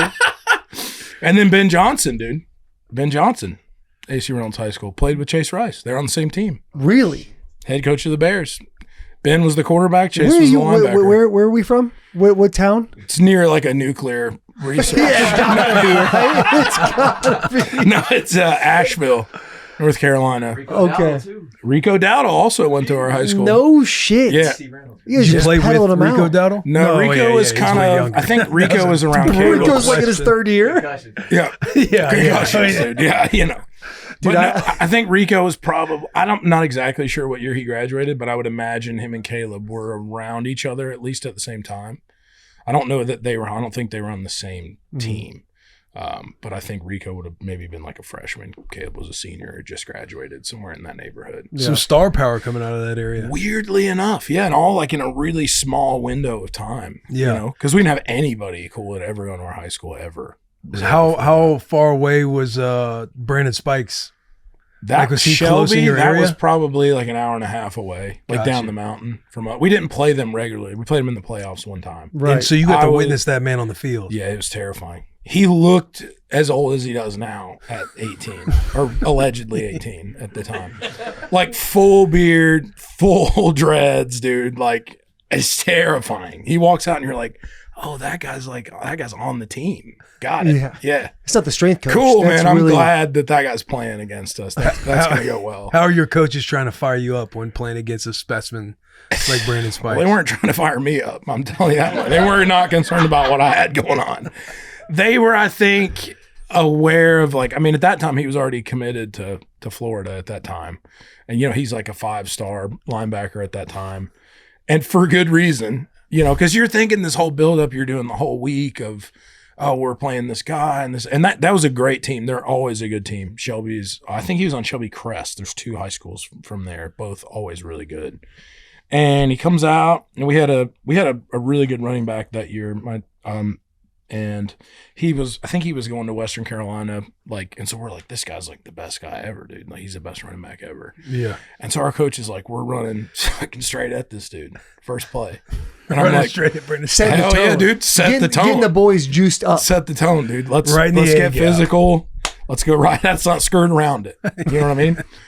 And boy, did that went horribly wrong. And did set the tone for the game, but not in the way that we had hoped.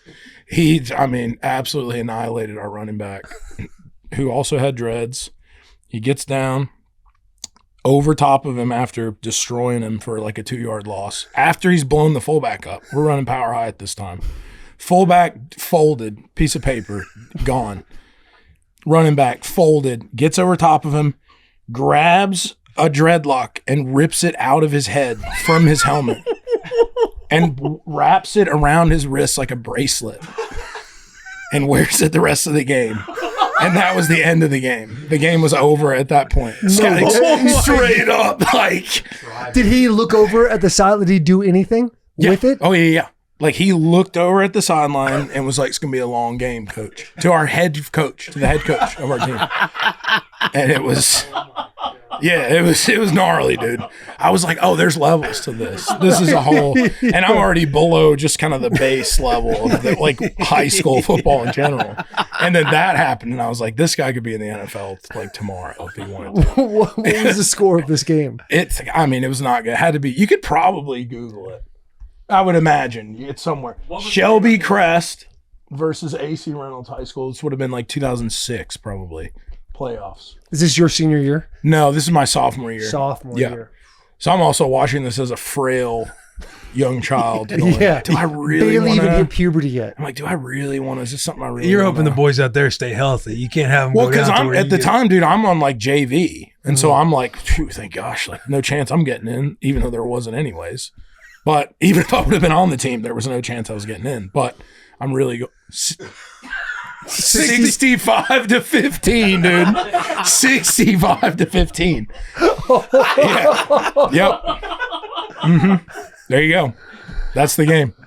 Yeah, it was God, tough. man. Yep, that's the one. And dude, we were a good team, man. We were good. We were not like a bad team. You sure? Yeah, I'm sure. Yeah, they were there. I mean, he was, bro, it's Brandon Spikes. Was there other guys you looked out there and you're like, oh shit? Or was it really just one? Like he was the first guy to get off the bus. And He was, over. yeah. He was the guy you come out and you're like, this guy doesn't even, he looks like a man, like someone's dad. Like that's what he looked like in high school. That guy came out, dude. And you're like, wow, we don't have any guys that look like that at all, dude. We don't have any like guys that are 6'5" and like 320 solid muscle, you know? We saw him. So There we did the SEC championship and he was like part of like one of the commercial breaks, like in the second quarter or something like that. Yeah. And Will asked him about this exact story. Yeah. And he essentially thinks back, he's like, man, that's back when I was first starting to take bodies. I really don't remember. And I'm thinking this motherfucker has legit killed people on the football field. He was saying I took a lot of bodies. Wow. And he couldn't quite put it together, but maybe when he hears this, He'll be like, he'll be coming on. He's like, I did see a guy cowering in fear, and that was me. Yeah, that Just was at me. the farthest part of the sideline you could possibly be. I'm in. like, pussy. And he's like, what? So I got an even better story about him from the year before, because he was like, he's famous in the whole state at this point. Like even his junior year, it's like this kid's he's a freak, dude. Yeah. Like he's gonna be a real talent. And he was that year, his senior year, they had moved up to 4A. We were a 4A school. oh my dude. God. Yeah. Yeah. Yeah. It's a high school football player. Yep. Yep, it is. So it's three. So the year before, they're a 3A team, and they play one of our rival high schools, who is a 3A school. And my buddy Michael was on the sideline, and he's like, Spikes is in the game. It's another playoff game, and he's not on the field. So he's not on the team. He's just a fan. And he's like talking shit. Oh, he's like front row at the thing. He's like, you suck, dude. He's like giving him the shit over the whole thing. He's like, I don't know if he catches an interception or something happens, runs over to the sideline to my buddy and was like, I'll fucking kill you. And then he was just like, he said he was just like, oh God. And he was like, he would have killed me if given the chance, dude. But yeah, dude, he was an animal, to say the least. I never even met the guy. And he had that great of an impression. I'm like, yeah, check this out. Check this out, dude. That contrast is That's wild, dude. Yeah, same age in that photo, dude. Look at that. That's parody right there. Okay. You know, that is, you can really put it into perspective, dude. Maybe I didn't want to play offensive line now that I think about it. Yeah. He was a super nice dude. He was incredibly nice to us. He seems like he would be a great guy. He's just a dog. Yeah. Got the switch. No doubt. Turn it on, turn it off. And he was part of those Tebow years in Florida where it was just yeah. like, my God. There was like actual murders happening. Yeah. Yeah. Like on and off. Yeah. Apparently. Yeah. Allegedly. Wild. Once again, just like allegedly. Just to clarify. Yeah. Yeah. Because we were talking to how he was gouging No Sean Moreno. He gouged the eyes out. You can find that clip. Remember that Florida Georgia game? The rivalry meant something. Like, and it was like, it wasn't like maybe. It was like, no. He's like, you can see Noche Moreno's eyes, and he's like, he's attacking that guy. Yeah, dude. He was getting into it, dude. It was a heated rivalry. What are you gonna say? You know? Yeah. Can you find the clip? There's got to be. Yeah, look for the There's clip. got to be a clip. Yeah, because I remember it was a big stink, dude. It was a big stink when that happened. Did you have any thoughts about going to Georgia? Or you just want to go to App State? You want to keep the body covered? No, I was an App State guy. I mean, I went to a summer camp there in like probably like 8th grade or something, and I was like, man, I'm in. I want to go here. So, oh yeah, this is it. They were like trying to get him off of him, dude. just ripping his eyes out. Dude. I mean, quite literally. Yo, he stuck him too. Yeah, Bro. yeah, that's gnarly, dude. That is gnarly stuff. That one guy's literally. Just trying to pull him off. He's like, get him off of me. He might kill this guy. And every kid from your high school is watching that, being like, "Yeah, that Yeah. checks. All of it Yeah, checks got out." it. That's must be the same guy. I It can't has to tell be, because he has the helmet on, but I'm pretty sure that's the same guy. Yeah, Has to be the same guy. because you don't start there at eye gouging. You don't start there. No. It progresses. Yeah, that's to that. You know what I mean? the eye gouging, the spitting, any dirty play. Like that's you're a not learned like, trait. I'm gonna try to get in someone's head. That's not the first time. No, Yeah, can't imagine what we did to poor boys in high school. Besides, take dreads as souvenirs after he's taking Yeah. bodies. Is that fullback? Did he finish the game? Yeah, Oh, good for He him. got probably up. against his own Yeah. choice, I would imagine. He's Again, kind for of the stumbled team. in sideline. No. You got, Concussion, and they're like, "You're good. yeah, you got to get back Get out this there. smelling salt. You're good. Dude. Yeah. You're good to go." Yeah. So music. Yeah. That's it. Yeah. Yes. What obviously you're doing music from a young age. If you're missing Yeah. football practice, Yeah. to go to choir, you said it was. Yep. When did this passion start for you? I just kind of sang forever, man. I don't know. I just always did. As soon as I could talk, I was singing. I'm not sure why, but I just was. You know, it's kind of like, I guess it'd be like, I don't know. It's like being tall or something, dude. Like you can just sing. You just are. You can, truly. I mean, it really is like that. I mean, it's obviously something everybody could get better at anything, but your ability to get better at something there's some sort of innate ceiling that you will hit, right? Like I could never run as fast as the fastest guy in the world, no matter how hard I tried. I just don't have that trait or whatever it is. And I think singing can be similar to that. I just gravitated towards it, enjoyed it. And I don't know, it was a way for me to get through school, which I didn't really love that much. You know, I wasn't a big learning guy, you know. At least I enjoy learning stuff, but only stuff that I want to learn. Yeah. I don't want to like have to learn things that I don't like. I just am completely checked out at that point. So yeah, it was I was in choir from 6th grade to I graduated high school. I mean, it was a quarter of my entire experience in public school. It's 4 classes a day. One of them's chorus every day from 6th grade to 12th grade. And when did you decide, like, okay, I'm gonna pursue this? At it like at App 21. State? Okay. Yeah, it's at App State, like 21, around that time. And again, I'm in school. I'm not loving it. I was singing in like a couple groups, like I don't know what you'd call it, like a club or what. I wasn't in like the music program, you know.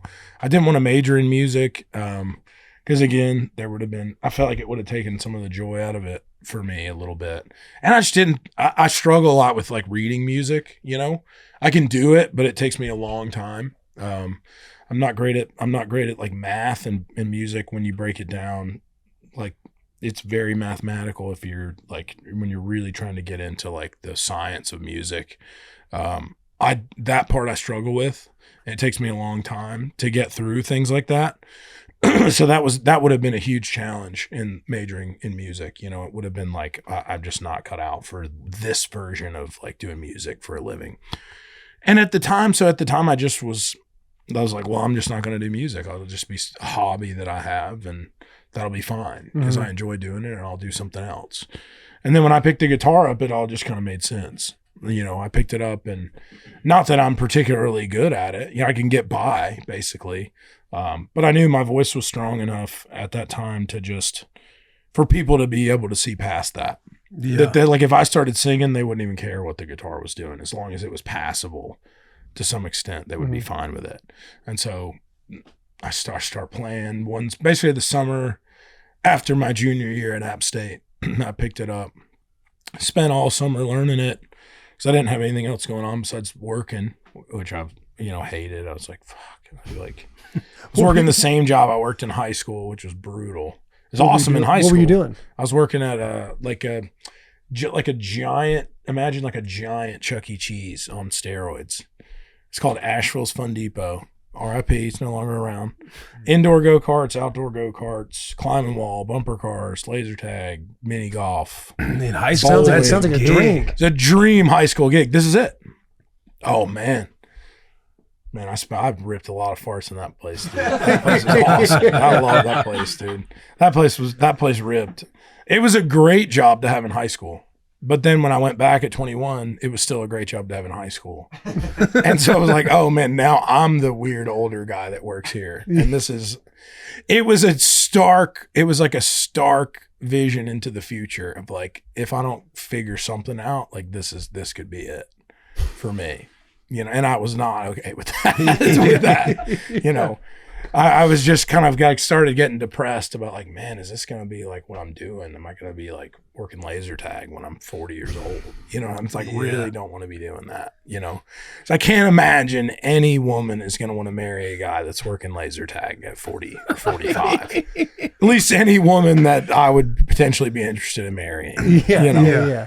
So it was that summer needed to happen, man, for this to all come to fruition. It just needed to happen that way. And that kind of self-conversation was kind of propelled you, kind of sparked the motivation to dive deeper into your like artistic side with music. Yeah, it was just I'm there and I'm basically like, I picked the guitar up. My parents had bought me a guitar in 7th grade and I didn't really play it at all or use it. It was just one of those, it was like another thing my parents wanted me to do that I didn't want to do at that time, if that makes sense. And so I had that same guitar in the closet and my mom was like, I was sitting on the deck out back or on the side of the house somewhere and just bummed out. I had like worked a shift and came home and it's like, it's summer, like none of my friends are in town anymore. They're all in, Raleigh or Chapel Hill or back in Boone or wherever they're at in school. And I'm just at home living with my parents, like basically failing out of college at the time too. And just going like, what am I going to do, man? Like, I'm not going to finish school. Like I knew it. I basically had accepted it at that time. Like, really? Like I'm not going to, I'm just digging myself into this giant like financial hole to like continue to like put off the inevitable, which is like not finishing school. And I'm working this kind of like menial job, living at home. And I'm like, dude, 1.5 years, bro, I might be here for real. Like living at my parents' house, like not going back to school and like not having any end in sight to this thing. And that was like super depressing to be a part of. And my mom came out and she's like, why don't you play that guitar that, we bought you or whatever. And she told me the famous line that she told me was like, Kenny Chesney and Tim McGraw didn't learn to play guitar till they were 21. And whether that's true or not, I still don't know. Let me give that a fact check. But if she made up that lie, it worked big time.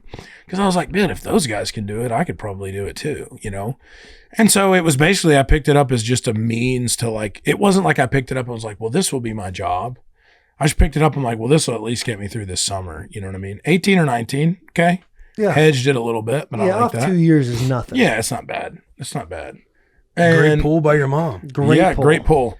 And man, I fell in love with it that summer and I'd always loved singing and just started trying to learn other people's songs and singing them. And because I was like, man, anytime I would play, I'd bring my guitar somewhere and play, or if people were at my house and I was playing, people loved it, even though it wasn't very good, to me at that time. And it just kept progressing, man. I just kept going down that path. And then, I don't know, fast forward maybe 1.5 years, I'm like booking my first show, which was today, maybe. Like today, 14 years ago today or yesterday was my first show ever. No shit. Dude, All yeah, right. crazy, That's fucking crazy cool, man. stuff. That is awesome. fucking nuts. Yeah, it's crazy, man. So What led to you getting to book your first show? Because you talk about like just playing around your friends and stuff Yeah. like that. But are you like out in public playing to where somebody notices you book a show? No. I'm basically coming up with this plan in the apartment at this point, and I'm like, I think I could be good enough to do, like an hour or whatever and just play for people. I knew a bunch of my friends would come if I invited them and stuff. And played my first show at the Parthenon Cafe. It's no longer there either in Boone. And I played rugby in college, and I loved it, man, because it was just like everything I wanted out of football. It was like almost no strategy and just pure violence. It was like, which was so sick. And so yeah, there it is. That's my first show ever. Good pull, Sherm. Borrowed my neighbor's guitar. That's not even my guitar. I borrowed another friend's PA system, and it was $1 to get in, and I made $200, which was more than I made at both my jobs that week. And I was like, bro, this is it. Yeah. Like that was the day that I was like, this is what I'm doing. 14 years ago today. 14 years ago purpose. today, I was like, this is it, man. Like, I can do this. And it wasn't even like I want to be some big star. That wasn't the thought. Mhm. But I'm like, this is something I could do and really enjoy and make a living and be happy doing this. Yeah. That was the idea. That was when the light bulb went off. And then as things continued to progress, like more and more people were just coming to the shows. And, over the course of the next 2 years, basically, I spent every waking moment, like, I was putting together press kits for myself, like sending them off to bars and restaurants all around North Carolina saying, hey, book me for this show. I'd basically play for, pay me $100 or whatever, and I'll come. Because I knew I could throw the tip jar out and make, 50, 75 more bucks that way. And it was worth it because it was just me and my buddy Adam, basically. We just get in my car, his car, and drive down the mountain and play for a couple hours and come home and have fun too. It's like you're drinking free and eating free, and people, like, everybody thinks you're great when you're playing music. Like, if you're decent, even if you're decent at a bar, people are like, this guy's awesome. Dude. People love live music. Yeah. People love live music. Well, especially when the expectation's low. Yeah, because you're just like, I'm in some chicken wing restaurant somewhere in Winston-Salem. Like, how good can this guy be? Yeah. Right. Like, how bad could he be? Yeah. Really bad. He could be really bad. But, odds are he's not going to be the next whatever. Yeah.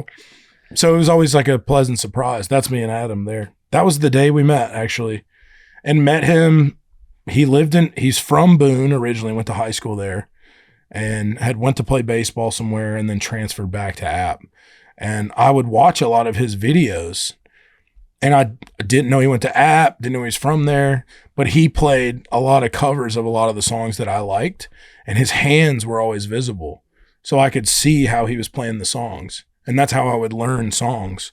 It was like I'd watch some of his videos, and then one of the videos he came out in an App State hat. And I was like, you got to be shitting me, dude. Is this like a random hat? So I popped to like Google or whatever, I don't know, Facebook, I guess, on this guy. Yeah. And I sent him a message, and I'm like, hey man, do you live in Boone? Like, I saw I've watched a bunch of your videos. And he was like, yeah, man, I'm from here. I live here. And he lived like 5 minutes down the road from me. And then he came over to my house. That was the first thing we ever did together. And we played hundreds of shows after that in town together. So he had some like gigs he was already booking. So he kind of let me glob onto those, and then I let him glob onto my gigs. So we doubled our gigs and split the money. So twice as many people would see us play, and then we'd still make the same amount of money. Because any show was a good show then. Like, it was like anywhere that would let you play anytime. Right. Yeah, I played a coffee shop on a Tuesday in the middle of the afternoon sometimes. Yeah. If that was what I could get, that's what I would take, Right. And it worked out, man. It worked out. It was crazy, dude. Some of the videos too looked like you were spreading some of the awareness through social platforms like Vine. Oh, big time. Yeah. Vine was huge for me. And it wasn't intentional. It wasn't like, now it's a strategy, right? Like, now it's like social media is the game. Mm-hmm. Back then it was kind of this uncharted territory. Everybody was on it, Yeah. but no one had discovered it as a marketing tool or a business tool yet. Trailblazing. So it's kind of unintentionally so. Right. Yeah, it wasn't like, what would be great is to like get a bunch of followers and then get those people to all potentially buy songs and tickets. Like, it just kind of turned into that. Mm-hmm. There was no like there was no light bulb moment. It was just like, that's what everybody my age was doing at that time. And then it became this big thing that ultimately became like one of the main reasons for my success, because I had leverage when I came to Nashville. I was already selling a bunch of tickets and I was already selling my own songs, and I didn't even realize that was a big deal. So as you're coming to Nashville, like what? It looks like it could be. Yeah. That's a big boy. That's a hefty. It's You're a hefty boy coming in. You're there. leveraging against what when you come to Nashville, Like compared to what so- most artists go up against when they come here? Yeah, because it's not the trend anymore. Obviously, with now everybody's figured out the social media game, so that's the way you do it. Is back then it was like everybody would just move to Nashville on a wing and a prayer with a dream, and it's like everybody's unproven. You have nothing to offer really the label or anyone that would sign you other than this guy we think could maybe have potential. That was the only thing you could offer. Now kids are coming to town with, well, I've sold 100,000 copies of my songs and I'm doing shows and I have 2 million TikTok followers, and it's like, it's undeniable, right? Like you can't argue with those statistics. But back then I came not with those kind of numbers, but with numbers that were really good, and nobody had anything. And I didn't even really use that as a selling point. I was just kind of like, I thought that's what everyone had. I was like, well, you moved to Nashville, dude. Like, you're ready to be like, you're in the league, dude. Yeah. You know what I mean? It's like showing up to the basically to the Super Bowl, and you're like, well, I've never actually played, but and it's like, what are you talking about? What do you mean you've never played before? But like, that was what was going on. It was just, you just come to town and see how good you were, the good guy in your little town, and then you come and see how you stack up against everybody else. Yeah, come with that type of leverage.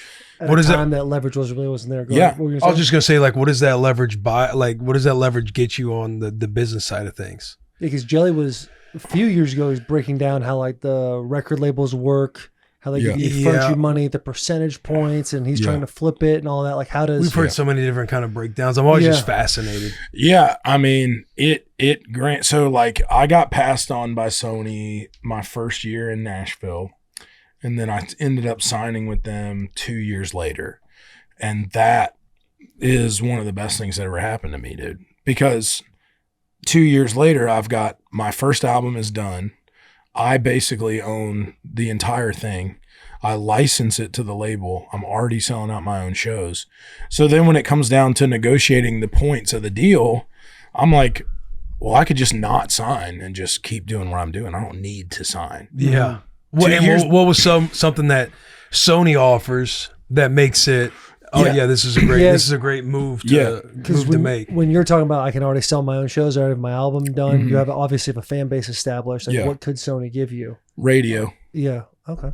Yeah. And at that Checks time, out. that's the only thing you really needed at that time. That was like, Radio, like Sony has a bunch of slots, or they have a whole whatever team that already. goes out and basically they know everyone at every, reporting radio station in the country. So that's how, your song doesn't get on the radio by accident, dude, especially at that time. It was very gate kept, and that's not cost big money to get on the radio too. I mean, big money in the terms of the people, the amount of people it took to work your records, I mean, they have a whole, so like at that time I'm at Sony, there's 3 imprints at Sony at that time. So there's Sony Columbia, Sony Arista, and RCA, I believe. So there's 3 teams. So like if I'm at Columbia, then Kenny Chesney at the time was at RCA or Arista, and Brad Paisley was at one of the other 2, and Carrie Underwood was there, and Kane Brown had just got signed, and Chris Young is there, and they're all different imprints,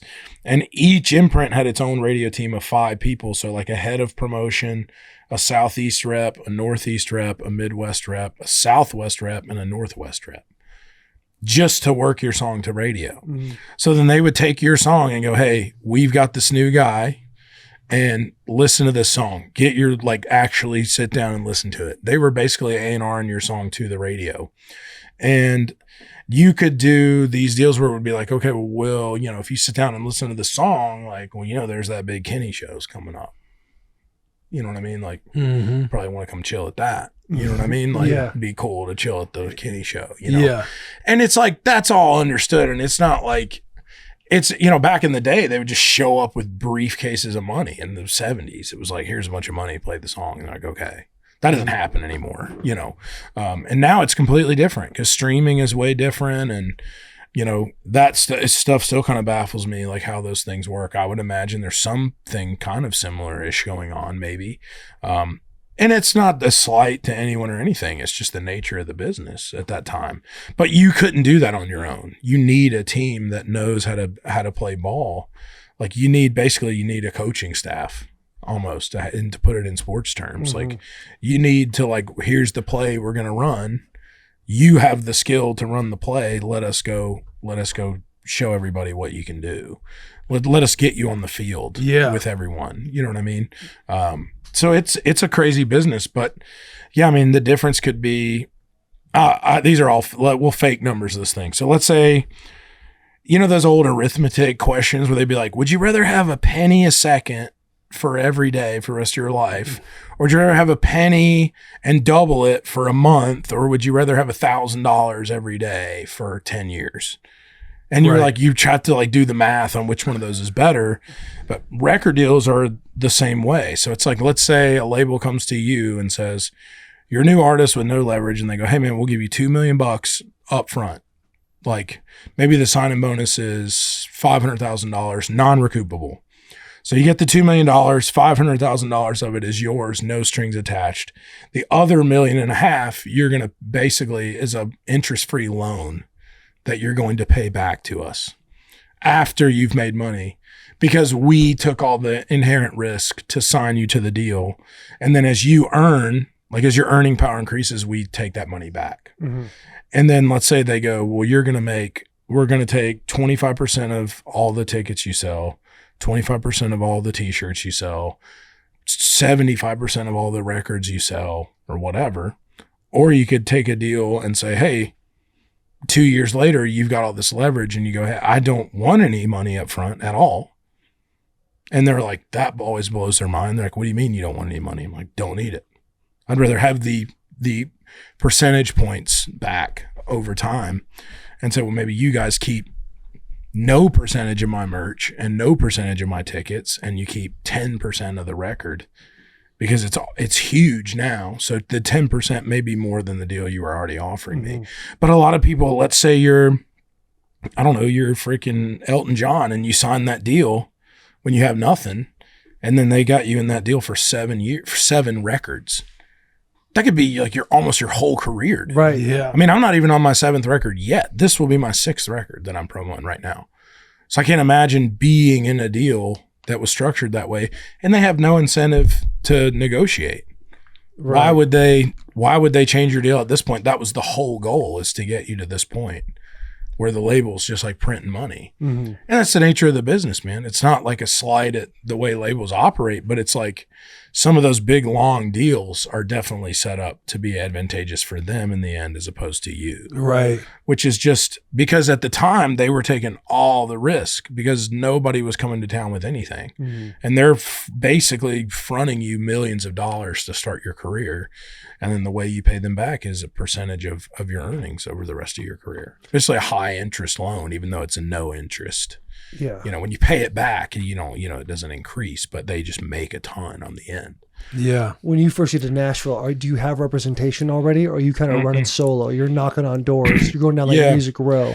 No, I'm not going down. Those days were long over. That at one time was the process. You could just go down and knock on it. This time no one even answer. They'd be like, don't answer that. Some random guy with a guitar here. Brutal. Yeah.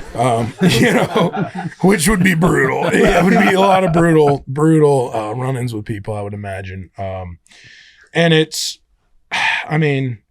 I'm there. I have no manager. I have no booking agent. I have no anything. So I just moved to town. I had enough money to not have to work just from playing shows, and I had released a couple songs in college. So I wasn't worried about how am I going to make a living.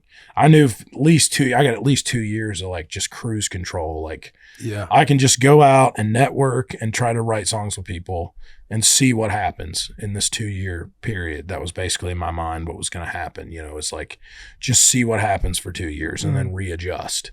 So I did that, man. I would write 5 days a week for weeks and weeks on end, go play writers' nights, go try to meet people.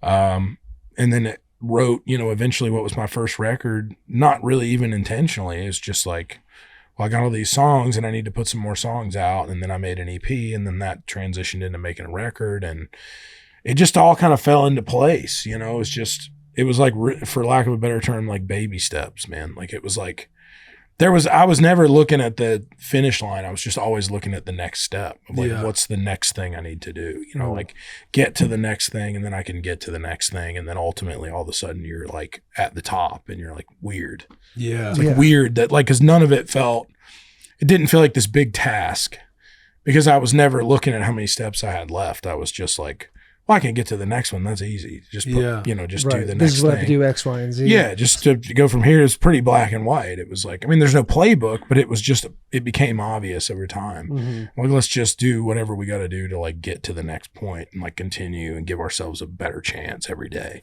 And it was fun, man. Those were fun times. What were a couple like pivotal relationships you made that kind of catapulted into the next baby steps? Or maybe you got to go through a baby step fast because of certain relationships that you had made that you're like, oh man, this has been big for my career now that I look back on it. Yeah. I mean, meeting my kind of core group of guys that I, still write with to this day was huge.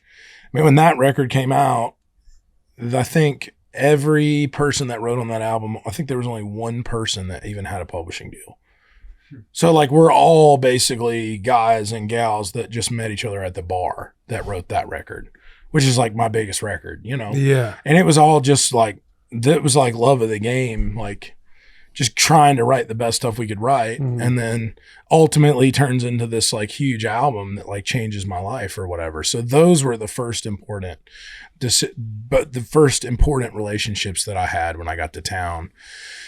I ended up at a friend of mine had a showcase at the Exit Inn, and he was like, do you want to come play before me at, like a showcase is basically you've been in town for a while, you're decently established, enough people where it's basically open invite to people in the industry to come watch you perform. It's almost like an audition for like a record deal or a publishing deal or a booking deal or whatever. Like you invite people from all these agencies to come. And that's only happening when you have like a lot of momentum going on. So he asked me to come play like first of four, like first guy. And I played like just by myself, maybe with like Kurt, who's like in my band now, but at the time he wasn't. And we just played a couple songs acoustic. So I played my set, couple songs, end up backstage. And there's like a bunch of dudes back there like suited out, like doing the whole thing. Stereotypical, right? Like suits, Bunch of suits, yeah. And they're like, hey man, we work for this booking agency called APA was the name of the agency. They're big in a lot of other entertainment spaces, but in Nashville, they were relatively new, getting into the country music world. So their Nashville office wasn't very big. And they were like, we'd love to set up a meeting with you or whatever. I'm like, listen, dude, I'm in. If you guys can get me shows, I'm in. Like if you can get book shows for me, like that would take a ton off my plate, because I basically wasn't able to play any shows because all my connections were back in North Carolina. And so I wasn't going to commute, 8 hours to go make $200. It just didn't make sense anymore. So I always knew that the only way I'm going to get anybody to be interested in my music at all is get in front of them. Like no one's going to look at a picture of me and go, this guy's a star. We got to get this guy up here. I just knew that. It's just the harsh reality of my life at that time. And it's really my life now still, to be honest. But it's like, you just know. Is that Luke Combs? Yeah, you just know. You're like, okay, well, I mean, the people that are crushing at that time are Florida Georgia Line, Sam Hunt, Chase Rice. Like, those dudes are hot, bro. Like they're hot. And like, I'm not hot. I'm not tall. Yeah. I'm not in shape. And I'm like, I wasn't like an ex-college athlete or like they have great stories and they're good looking and they're like charismatic, like, and so I'm like, man, I got nothing on these guys.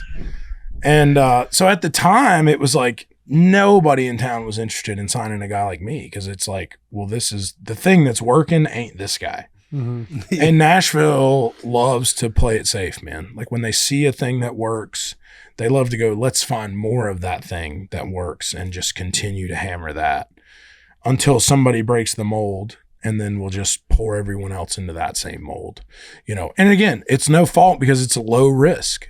Like, you know that people love FGL. So you sign Chase or you sign Sam Hunt. It's a plug and play kind of thing. Right. It's not a bad thing. You get the playbook, you might as well use the playbook. 100%. Everybody's running 3 tight end. Let's run 3 tight end. Uh-huh. You know what I mean? Let's all do it. You know, it's working. And I mean, look at this guy. This guy's beautiful, dude. Look at this guy. That is fucked up. He's beautiful, dude. Yeah, you know? he's He's an gorgeous. incredibly talented guy. You know, he's like shooting like skeet and like old like Filson stuff, and you're like, God, this guy's cool, dude. You know, like nobody thinks about me in that vein. Riley Green. Would you type in like he's a great super looking kid, hot? This country motherfucker dudes? right here. Dude, yeah, Riley This Green, guy man. pisses me off with his looks. But there's Right? a lot of those guys. You know, it's Yeah. hard to This guy makes me more mad than snow. It's hard to What compete, about dude. Green? What are we doing here with this? Look at that man. Chiseled. Chiseled. And so, so there's no pictures of me like that. You know, they're just not. And You need to maybe just take a Papa, lot of we these can photos. AI it now, though. You- Which yeah, would be yeah. nice. You need to like recreate a lot of Yeah, would these you like photos from type a in good-looking Luke comes guy. shirtless, and I guarantee there's not many. In the pool with the shirt on. There you go. This is more my drip here, dude. Boxy, you know, flattering, kind of, you know, lean into like the bad genetics, you know, like the close eyes and like the not fully grown in beard. Like lean into that stuff. You know? You do need to take like this starting out era of the Sam Hunts and Riley Green and just Photoshop your face on top of them and Yeah, just drop like for 50 sure. of Just, them. just recreate some of the photos. Like Yeah. get the boat one that Riley Green was just on. He Yeah. just drops one. Shirtless, and what do we got? Shirtless and what? Buff? Hell yeah. That's gonna come up. Oh baby. Yes. Oh yeah. Surprisingly not hairy though up top, which is weird. Like the That could be our arms are promo hairy, for the Yeah, episode. but it's very shaven. Other than that, Yo, which that is is weird. wild. Yeah, that's what gives me a little. I'm gonna have this in my room though every day and be like, it's gonna be me, man. You know? That guy's taking Brandon Spikes out. Yeah, for No sure. problem. He's got a chance at least. He's got a Yeah, fighting he chance. stands a chance. But so I'm up against kind of that thing at the time, which is the normal Nashville look and mold at that time. And the big pivotal moment, there we go. That guy is taking out Spikes. That guy for sure. And the mold, it's like the guy that really breaks the mold is Chris Stapleton. I mean, comes out and just badass, bro. Like incredible singer, incredible writer. If you lived in Nashville, you knew who Chris Stapleton was. You just already knew. You know, it was a travesty it took that long for him to get to that point, you know. I mean, he was your favorite writer's favorite writer in town at that time, you know, and still is. But when he did that performance with Timberlake at the CMAs, it was a whole different, it just blew them. It was like, it was this groundbreaking moment of like everybody in town knew without talking to each other, like shit just changed for sure. Because like, if it ain't that good, it ain't gonna work, dude. Because now people know the cat's out of the bag, dude. Like people know that exists. And that's going to be an issue. You know what I mean? Like, Yeah, it's a problem for a lot of that's going to be people. an issue for hot dudes everywhere. Is that guy is crushing right now. And it's taken a while for there to be a new hot dude. You know, you got Riley now, but still not a lot of super hot dudes running around. Yeah. Jelly's not hot, dude. I'm not hot. We're not hot. It's fine. Yeah. It's okay. You know what I mean? And so really, if the Stapleton moment doesn't happen, I don't know that my stuff happens, shakes out in the same way. Because then people were willing to go. Now, my stuff took off. I mean, when was that Stapleton performance? Yeah. What, do you know the date on that? I'll find it. If you know the date, I could really. You really don't think your stuff takes off without Not in the same way. moment like that? Not, maybe it does, but I don't know if it takes off in Nashville within the industry. Like, I don't know that I get some of the chances I get without that moment. Got you. You know, 2015. Okay, so I'm living in Nashville. I moved in September of 14. So this happens November of 15. So I've already got Hurricane, already written it. had already released it on my own, but still nothing was really going on with it. And this happens. And then I start getting like, people are knocking on my door. Like, they're like, bro, we need ugly guy, dude. Like, this is your time, bro. You're the guy. I'm like, yes. So ugly guy. Yeah, dude. I get my deal. And did you have any when you see this go down? I'm sure you watched it live. I watched it live. You watched it live.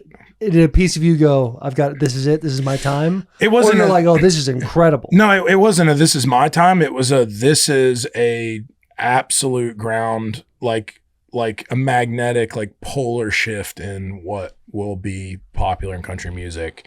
And it won't happen tomorrow, but this is the start. Like, because of how successful and how much people were just raving about. You can just, you just watched it and you just knew it was so different than anything you had seen on the CMA Awards in a long time.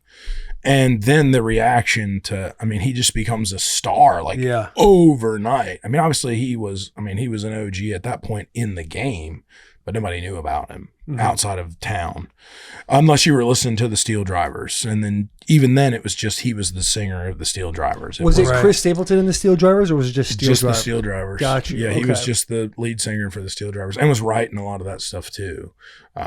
But he was pretty famous in town amongst writers and artists and stuff, and everyone was like, how is this guy not huge, dude? Because everyone was scared to take the risk, man. Like, it was like, I mean, I would love to know the story of how that CMA performance even came together, because it wasn't like he had some big deal and it was like he was this new artist and everybody knows he's about to blow up, so let's put him on the CMA Awards. It's like all of a sudden he's on there and you're like, is that Chris Stapleton? Like, damn, that guy's badass, dude. Yeah. And then just everybody it's became like a new iteration of one. country. It really was, man. It was groundbreaking, dude. And that was so cool. As a fan of the genre and as a guy who felt like guys like myself didn't really get a chance at that time. Like, you saw it and it was like, oh, this guy, like, I'm cheering for this guy. Like, I don't care if it affects me or not, but like, I'm pumped that this guy's getting, because to me, I felt like at that time I was a little bit like bummed out, because I'm going, well, man, what's it take to get a chance, dude? Like, how good do you have to be? It would be like if everybody in the NBA had a 20-inch vertical and you had a 45-inch vertical and they were like, no jumping. You, guy that jumps good, don't jump at all. Let these other guys jump. People like watching these guys jump. They're good. They're good-looking guys. They jump okay.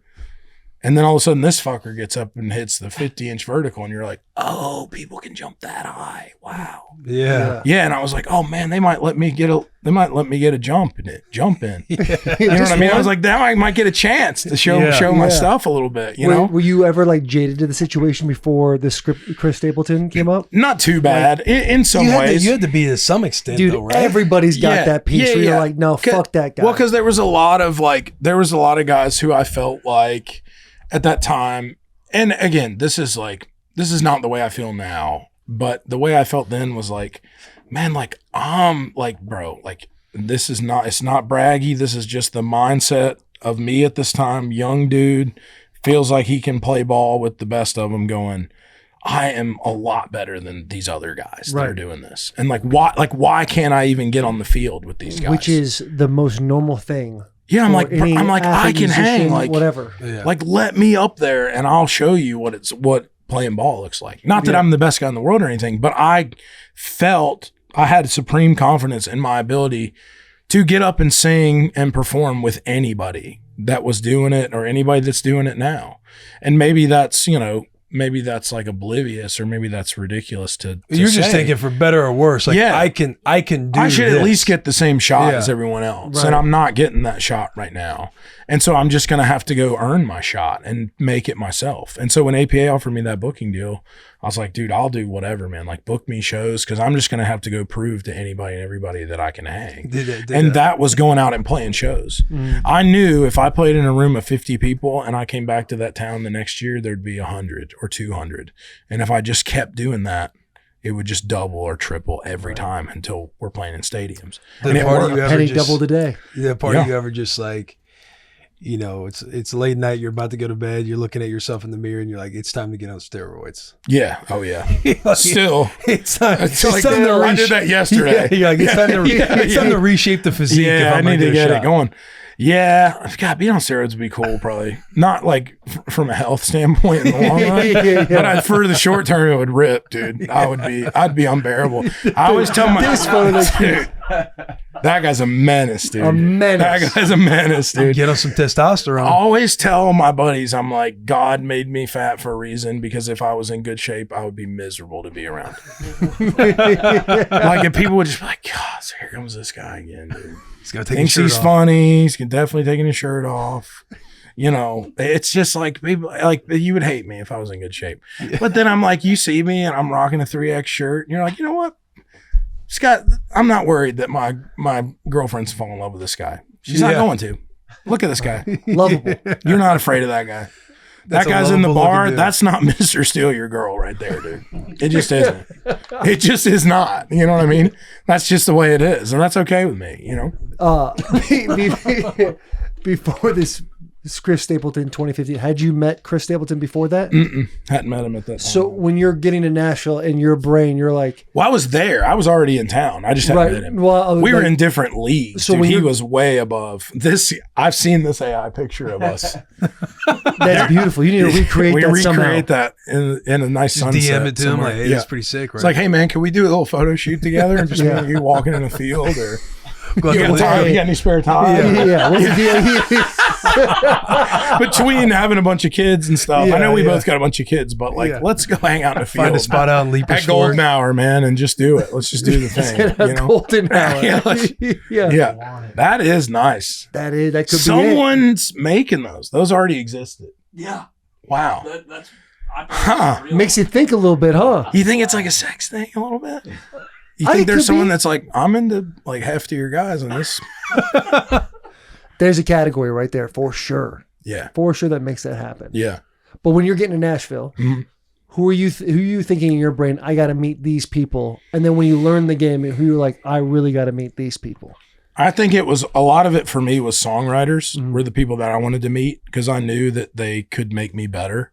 And I knew I could learn a lot from them. And that was my big focus at that time, was being the best I could be, so that I knew whenever I did get my shot that I was even more prepared for it than I thought that I was. And I wanted to write people that were better than me, better singers, better guitar players. And basically everyone was, you know what I mean? Like, there's a lot of really talented people in this town, man. And I think those were the people that I really gravitated towards. Was, man, how did this, like Jonathan Singleton, who's a dear friend of mine, he produces my records with me now. We own a publishing company together. He gave me my first publishing deal. And when that happened, it was like a dream, dude. I was like, this guy is like, he's like one of my heroes, like one of my songwriting heroes. Like, he's written all these Grammys. His first cut was Watching Airplanes, Gary Allan. It's the first song he ever got cut. You know what I mean? It's like, and it's What a just, song. he's written, 20 something number ones, maybe 30, close to 30 now or something.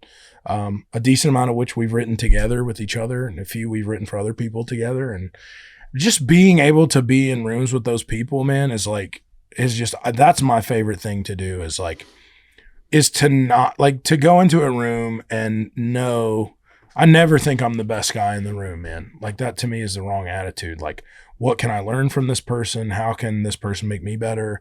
How can I be there for them if they're not having their best day in the writing room? Like how can I be a good team player, man? And the thing I love about writing songs is it really is a collaborative thing. Now, there's a lot of people who can write really great songs by themselves, and I've done that myself, but I like the process of us doing it together, man. Like, that's the thing that I derive a lot of joy from, because then we can all, I guess, back to the first record, man, my first 7 singles, it was everyone that wrote on them's first #1 song. And that's not just 7 people, it's like 14 people. Yeah. So it's like everybody's break was like, we did it all, we all did it together, and that's like, you can't even, you can't recreate that, man. Like, because now all those people basically have full-time songwriting gigs and have written number one songs for other people. And that was like their break as much as it was mine, was getting, and I take a lot of pride and I have a lot of joy, you know, from being able to like not only make my own dreams come true, but help my friends accomplish their goals too. Yeah. You know, because if we don't have each other, like what do we have? You know, like doing it all by yourself would just be, you know, it'd be kind of like, well, who do you even talk to about it? You know, like who are you even excited? Who's even excited about it if you don't have anybody to call and go? You know, you have the number one party with your, you know, your best buddies in town. I mean, that's like awesome. You know, it's dream come true stuff. You know. Yeah. What's been your aside from this album? What's been your favorite album to write? Oh, Fathers and Sons, I mean, and there's no question. I don't think it will ever, you know, I mean, this is what I do, man, now, you know, it's to look like I have high blood pressure and hang out with my kids. I mean, that's what I do. You know what I mean? It's like, that's kind of my deal right now. And, you know, I love the tie-in too with like the relationship you had with your dad. Yeah, man. It's like, I mean, it's, you know, I mean, parenting is a difficult thing, you know. It's like there's no playbook for it. I mean, everybody's version of right and wrong ways of doing it are different, and how everybody approaches it is different. And you know, I just wanted my kids to know when they're older, obviously even now, but even when I made this record, not old enough to understand it. Like my kids are just getting to like where they don't want me to go places. Before they just be like, I'm leaving, and they're like, okay, well, get the fuck out of here. Well, like, why are you telling me? Like I'm playing Magnetiles, dude. Magnetiles go so hard. My kids, all they want to do is smash them, though, dude. My guys. But you get they don't want to build. I got two. What are the ages of yours? 3.5, 2.5, and due in a month. Oh, congratulations, bro! Yeah, Congratulations. Thank you. Yes, I'm with you on that. I have a 3 and a 1-year-old, and the 3-year-old is now like she gets very heartbroken when you're leaving. Yeah. It sucks, doesn't it, dude? Yeah. My kids ask me all day because I was just in LA for a week doing some album stuff, and my oldest son Tex was like, he's like, Dad, are you going to work today? And I was like, yeah, I'm going to work. He's like, are you going to work on a plane? And I was like, no, I'm just going in my truck, buddy. I'm not getting on the plane. Like I'll be back tonight. Yeah. You know what I mean? Like, he's worried that I'm like not going to be back. You going to miss bedtime tonight? Yeah. He's like, dude, are you coming? Like, we're building Magnetiles, bro. Are we doing air tubes or not? Like, we're doing air tubes. Right. You know what I mean? I'm like, yeah, man, we're doing air tubes. I got an 8 and a 5-year-old, a little bit older. Yeah. But we get in those Magnetiles still to this day. I bet it gets really wild at that age. We got a full skyscrapers going on. Oh, There's dude. barns and farms. We got a nice little setup. Yeah, we got like lions now. Yeah. We're starting to get into the more obscure Magnetiles now. See, I think, You know. To me, can I be honest with you? Yeah. Kind of a waste. Magnetiles? No, the Little obscure, lines. like different theme. Yeah. Because to me, it's like the more like Magnetiles are a quantity over quality game. Like you want as many 100%. Magnetiles as possible because I want to make Yeah. the biggest, tallest, Yeah. most extravagant building. Yeah. And when I have like little girl castle ones, it kind of throws Yeah, off because it's my only like this architectural tall. plan. It's not like unique shapes. Like just give us the squares. Give me the big squares. Give me the long squares. I need the big squares for foundational. no triangles, bro. Why do we even have the triangles? Yeah. They're terrible. They're terrible, man. Then you got to kind of like lean them together. You're like balancing them a little bit. The triangles It's are like, I want to do it. I'm like, sweetheart, just carefully lean this one into the point of the other one. Yeah. And then there's there's like the obtuse triangle that doesn't even make a square when you put two of them together. Yep. And you're like, why did they make these? Right. Man? And Like, then you think to yourself, I'll just make a cool little like long whatever triangles this are is. chill, small triangles are chill, but then there's the weird triangle that doesn't fit. Go up a little bit, sure. You talking about that boy right there? That one can make a square.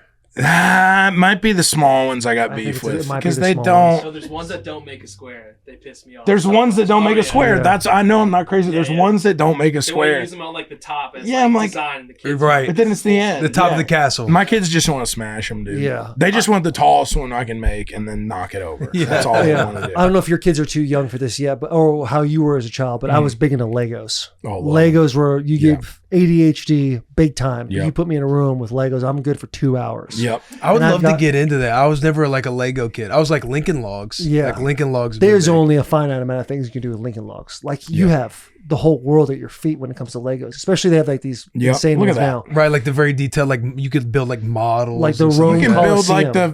like the Yeah. Death Star, bro. Dude, I know Yes. the Millennium It's Falcon. like, fuck, dude. Dude, Yeah. I have the Titanic. I've been working on it for 2 years. It's still on not and done? off, and it's still not done. But it's My halfway manager done. has a Lego room in his house, bro. Kind of dope. Kind of dope. Kind of dope. I wish I had that much time, but my dope. kids are big into Harry Potter, so we do the Harry Potter one, the Lego ones. Like the What I love about it, castles, bro, it's crazy. Yeah. what I love about it is they're into it, but they're only into it for like 30 minutes, And then then they're you like, can be "Do you into it." mind, Dad, if you finish this?" I'm like, And "Oh, you're like, yeah, don't you worry, know I'll what? handle I this. don't I will want to handle have this." to do that, Right. but I will if I For the you got- family, for I'll the make kids, this sacrifice I'll do right this. now. For the kids. Yeah, I'll build That to this me- whole thing just for the kids. Dude. You know what I mean? That's How what, long is that's that what taking you? Lanny's kid had How long is that taking you to build? in a Months. room by myself. A day at least. If you have the Yeah. whole day. Oh yeah, To way do it. longer than that. I'm Yeah. saying 3 to 5 days.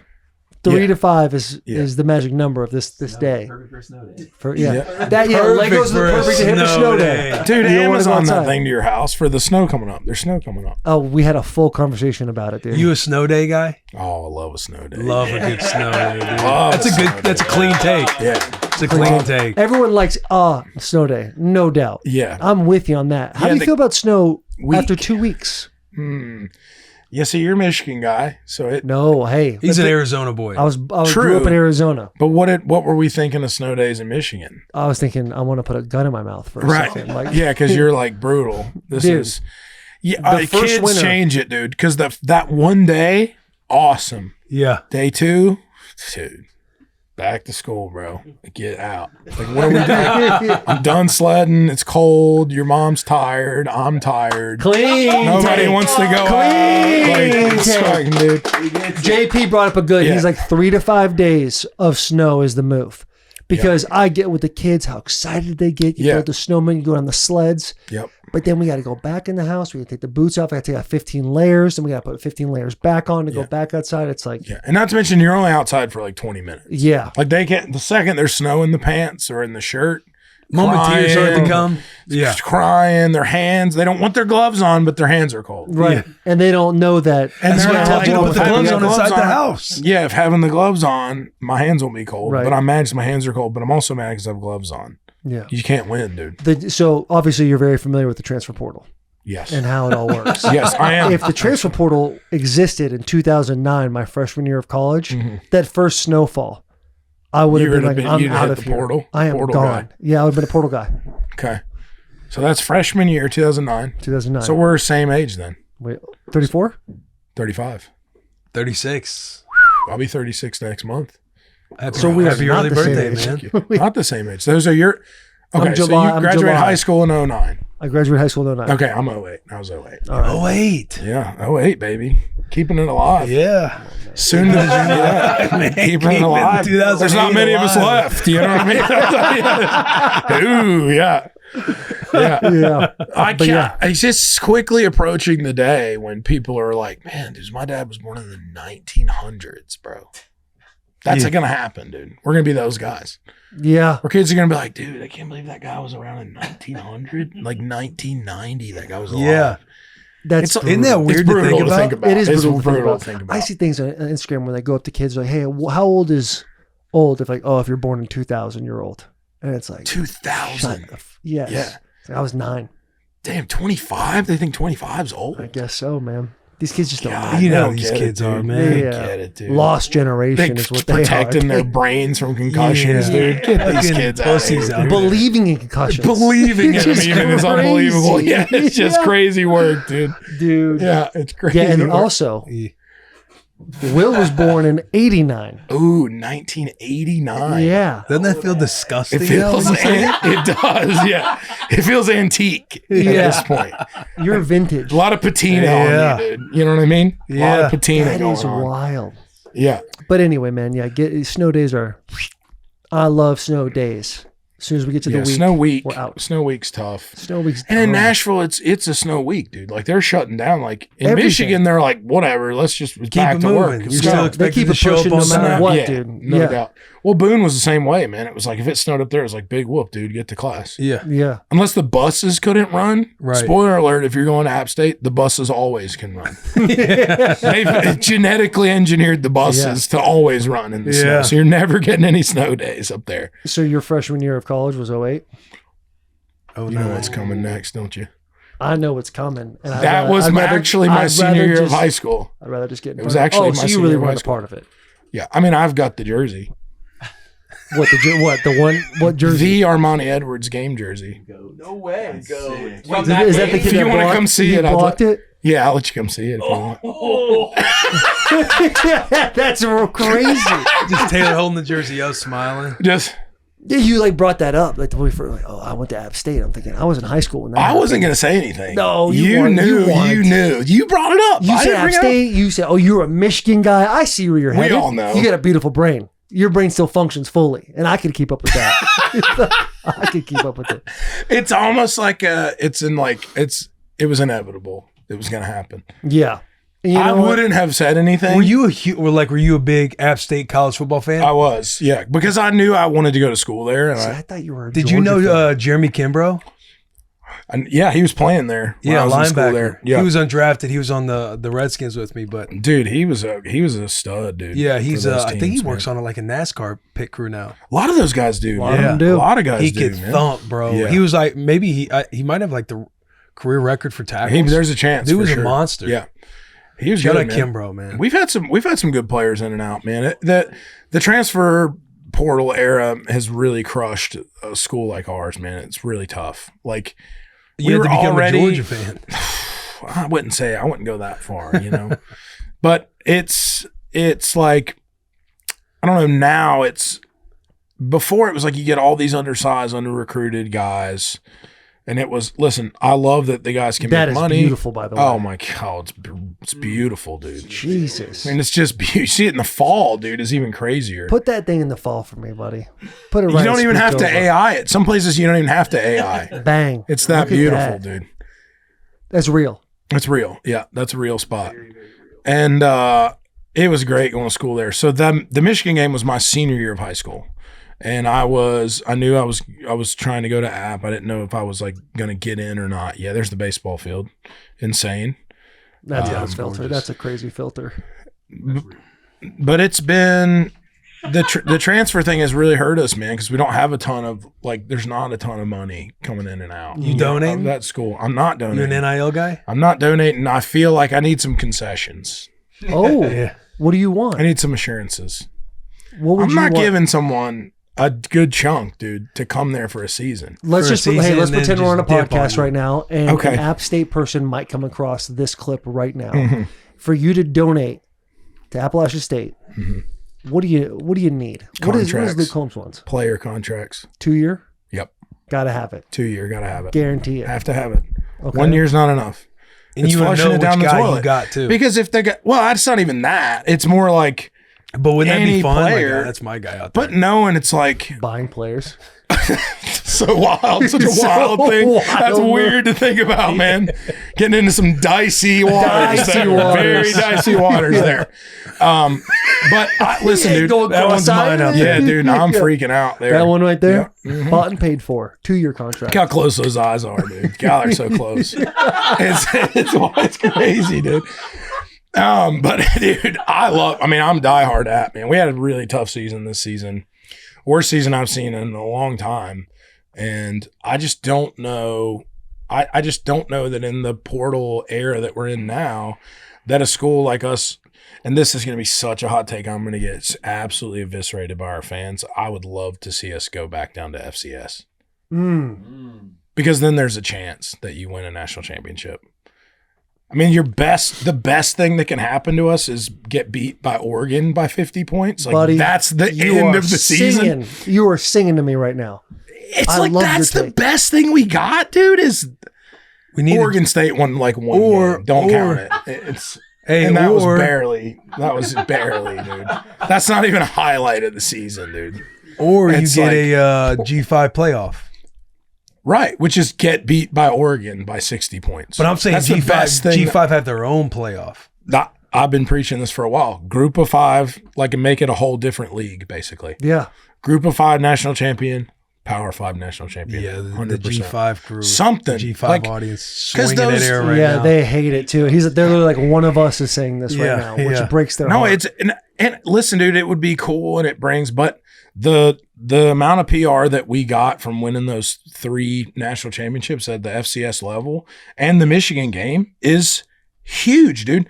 That was so going in to that year, like I think App State was the hardest school in North Carolina to get in behind Duke that year because so many people applied and wanted to go to school there just because of those games. And now to know that we won't have those games anymore, or it won't, like we won't ever get to touch or taste that thing. And that was enough for me. I love that we are Division I. It's cool to me. Like I'm so proud to have went to school there and I want to be a part of that. But I mean, like, again, dude, like, I think that sometimes, like, people think I'm Jeff Bezos, too. Like, where they're like, dude, give us $10 million. And I'm like, 10 what? I'm like, who do you think? Hold on a second, dude. Let's reevaluate the thing here. Yeah, you show them the full bank account there. You're like, hey, we're not. This is crazy. Yeah, what about like 10,000? What do you think about that? Does that get you going or what? You know what I mean? It's like, I mean, I would want to, but it would be really hard to know that, you know, the players that you're helping are also going to ultimately leave. Because, you know, you think about, I mean, App State doesn't win 3 national championships in the portal era. They win 1. And then all the players leave and go somewhere else. And then you start over. Yeah. We start over every single year, dude. Who's even on the team? They don't even know any of the guys on the team. There's like 2 guys from last season on the whole team. And how do you develop, like, how does your fan base not feel robbed every single year? And not that they're doing anything that anyone else isn't doing. It's like that everywhere. Even at the bigger schools, it's like one guy gets mad at his position coach and doesn't get to play one game. Well, fucking, I'm transferring then. Yeah. Like, what kind of precedent is that setting for these kids too, man? Like that's not the way life works, dude. Like, it's just not a sustainable model for even the rest of your life, let alone your football career. Yeah. You know, but that's the world we live in right now. So you got to figure it out. But I think there does need to be something needs to change at some point. And when that changes, I don't know. You know, God, you're preaching right now, man. It's a bigger conversation, you know. So how'd you become a Georgia fan? Oh, I'm not. You know, there's a big misconception that I'm a Georgia fan, that I have SEC allegiances. I don't have any particular I'm glad we allegiances. can address these rumors. Yeah, there's a lot I of was rumors. told by a Georgia Bulldog Wow. that you were a Georgia fan. Interesting. That's interesting. I'm trying to, because I've been waiting to go public with this for a long time. And listen, my kids, they can go to school wherever they want as long as it's App State. They can go Fair anywhere. enough. They will be going there whether they like it or not. But say my children do go to another school against my own will, you know, which they would be allowed to if it came down to it. But I feel like I'm, as a young fan, I'm diehard Carolina Panthers guy. That's my thing. It has been forever. I'm 5 years old. I'm living in Charlotte when they become a team, right? Like, I am washed in the blood of the Panthers. It just has to be that way. Yeah. There's no going back. But I didn't have, growing up in North Carolina, you don't really, my dad liked NFL. He's from Ohio. He liked the Browns, and the Browns went away and he became a Panthers fan when the Panthers became a team. So we didn't, my dad didn't go to college and my mom went to Western Carolina for like a semester. So I didn't have a lot of, so we didn't have like, I didn't have this big like Power 5 thing in our house where it was like house divided. Like, you know, like we didn't have that. Yeah. So I had to create that on my own, which is I'm an App State guy, ride or die, no matter what. But it's like, I almost feel like I've been, like, where do I want my kids to be? Like, I want my kids to have a chance to win an Natty as a fan. Like, how do I do that? Who do you pick? Michigan. It's like everyone has been so great to us. We played games everywhere. And, you know, it's hard to kind of like, it's scary to pick one because then you're there. You know what I mean? But I feel like it's time. Like, my kids are going to like football in the next like 2 or 3 years. And like, I can just getting afraid of the light at the end of the tunnel as it creeps ever closer to being like, we are this fan of this thing. Right. And they're not going to, all they know, I've been a fan my whole life. Yeah. You know what I mean? It's like, I want them to have that experience of like going to a game, you know, at Sanford Stadium or wherever, the big house, and like feeling like a part of that. I've been to a ton of those games, but I'm not like, it's not the same as if you go and you've been a Michigan fan your whole life. But like, I want that for my kids because I didn't have that same thing. I had the App State thing. That was beautiful. And I wouldn't trade it for the world. And my kids will be App State fans, no choice. Right. But like, but you ain't winning a natty at App State. Right. It's just You want not your going kids to to have happen hope right in now. their life. It's right. Yeah. Is So there is any that better where Georgia feeling? came in at? What's the address? So of one of my Georgia best friends in allegations? the world was a grad assistant at Georgia. We wrote When It Rains It Pours together. We've written a couple number ones together. His name's Ray Fulcher. You guys may have run across him. He's a great dude. He lives here in town, and he was a student assistant there, like when like Stafford was there, like David Pollock years, that kind of stuff. Yeah. So he's like, would you jump in front of a bus for Kirby Smart, like right now? Like if I called him, I was like, dude, Kirby's got a flat tire. He's in Miami. He's like, I'm driving. I'm there. Like he is absolutely in. And but like just seeing people that have that passion for that, and I've just inherently like become friends with a lot of people who are big time Georgia fans. And so ultimately, like I did a show in Athens this year I have a sponsorship with Columbia Sportswear, and I did an underplay at the Georgia Theater this year, like a surprise show. Like we announced it the morning of the show, and then did College Game Day. Actually, Bailey Zimmerman was the musical guest, but I was in town, so we came and did a song we have together for that. And I've had some great memories in Athens, man. It's a really fun town.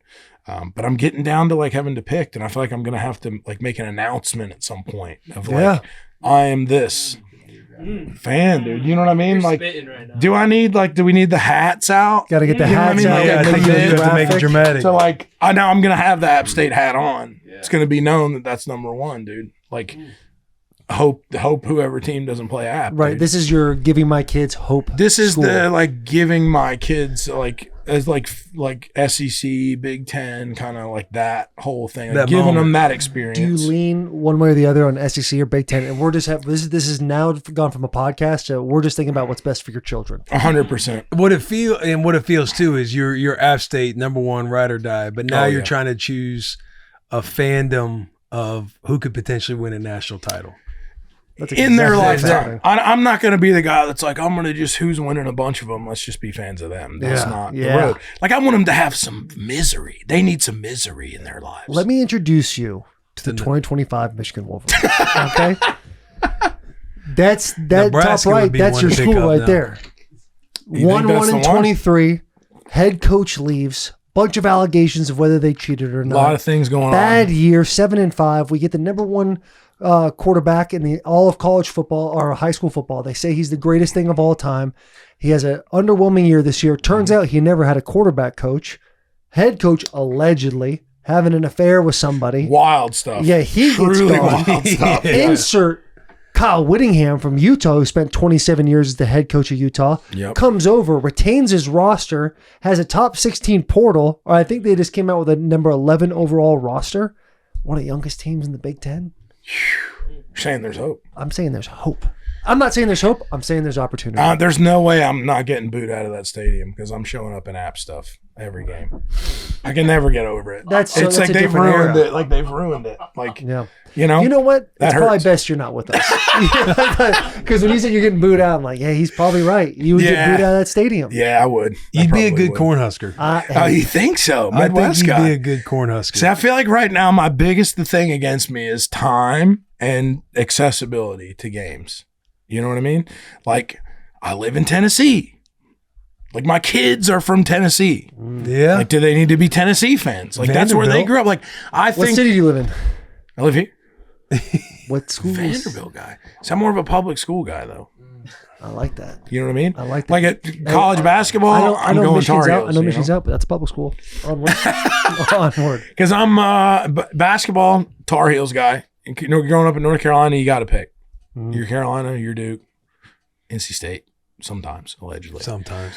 You got to pick. So there's Carolina basketball. I already get ripped apart by the App fans just because there's pictures of me in the Carolina stuff. You know what I mean?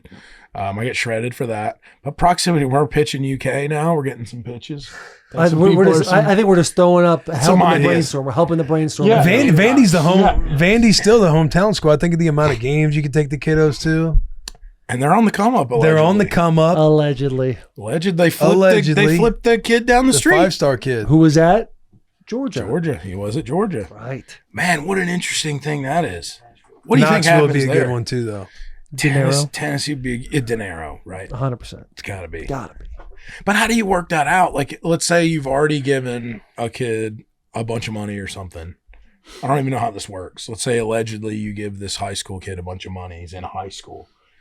And then he decommits on signing day. Like, does he owe you the money back? Like, how does that work? I think he's got to sign first before you give him the money. Yeah. But it's happening, though. This dude. day and age, what the I'm saying, kids it's can already sign happening, dude. and then flip.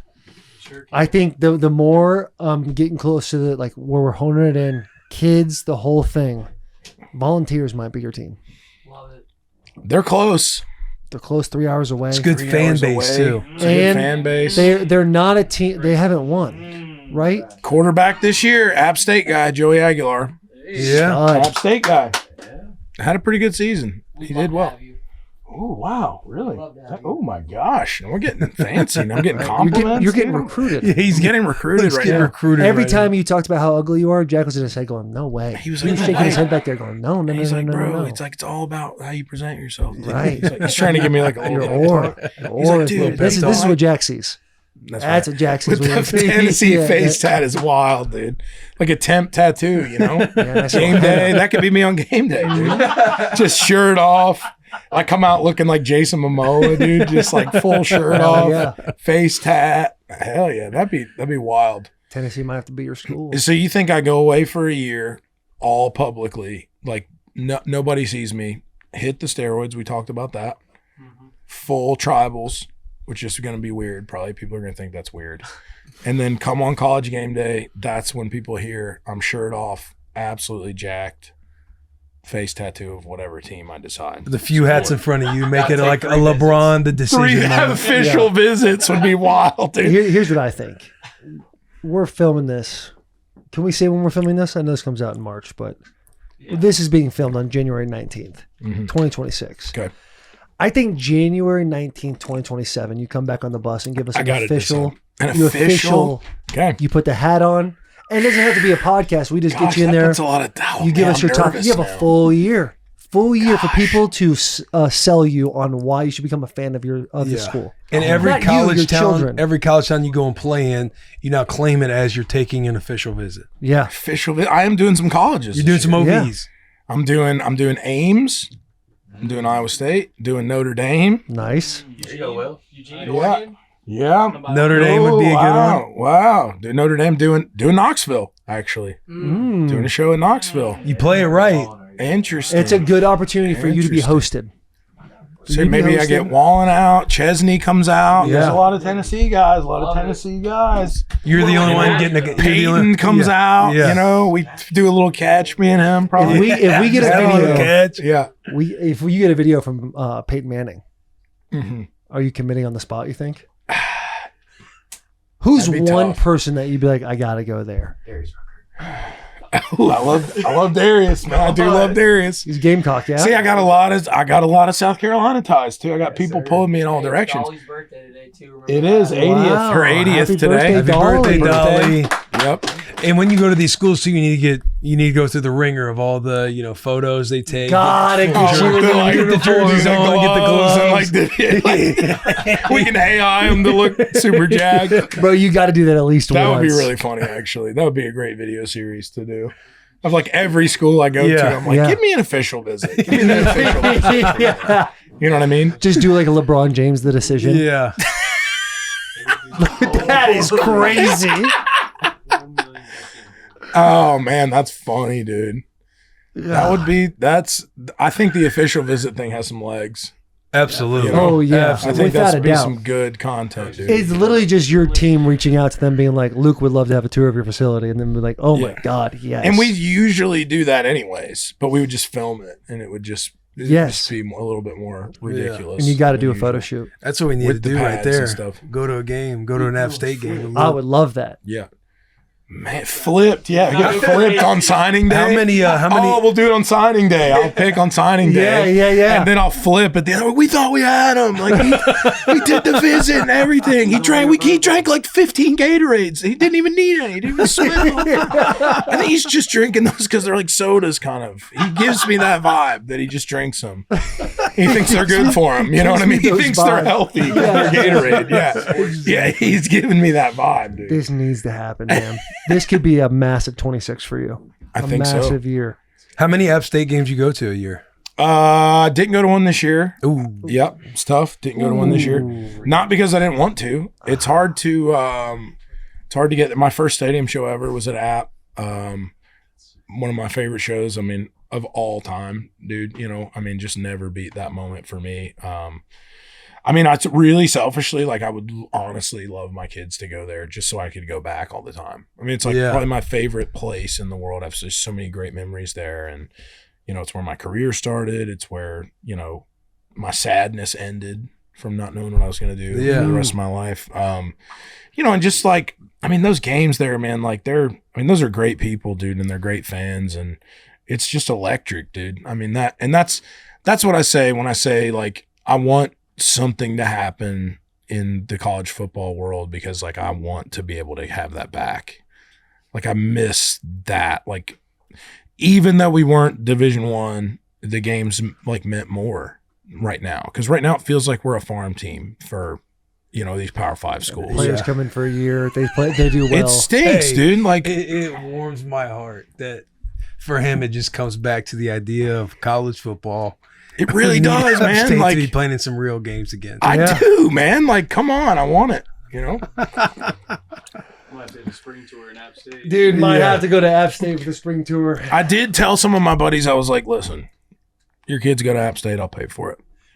I'm not going to lie and say I haven't said that to people. And pretty much meant it, really. Pretty much meant it. I'm like, pretty much like, seriously, if your kids go there, I'll pay for it. I'll sponsor just your so son. like we can all be fans together and there's a bunch of us and we're all like, yeah. Paying for fandom is a crazy move, but you won't pay for players.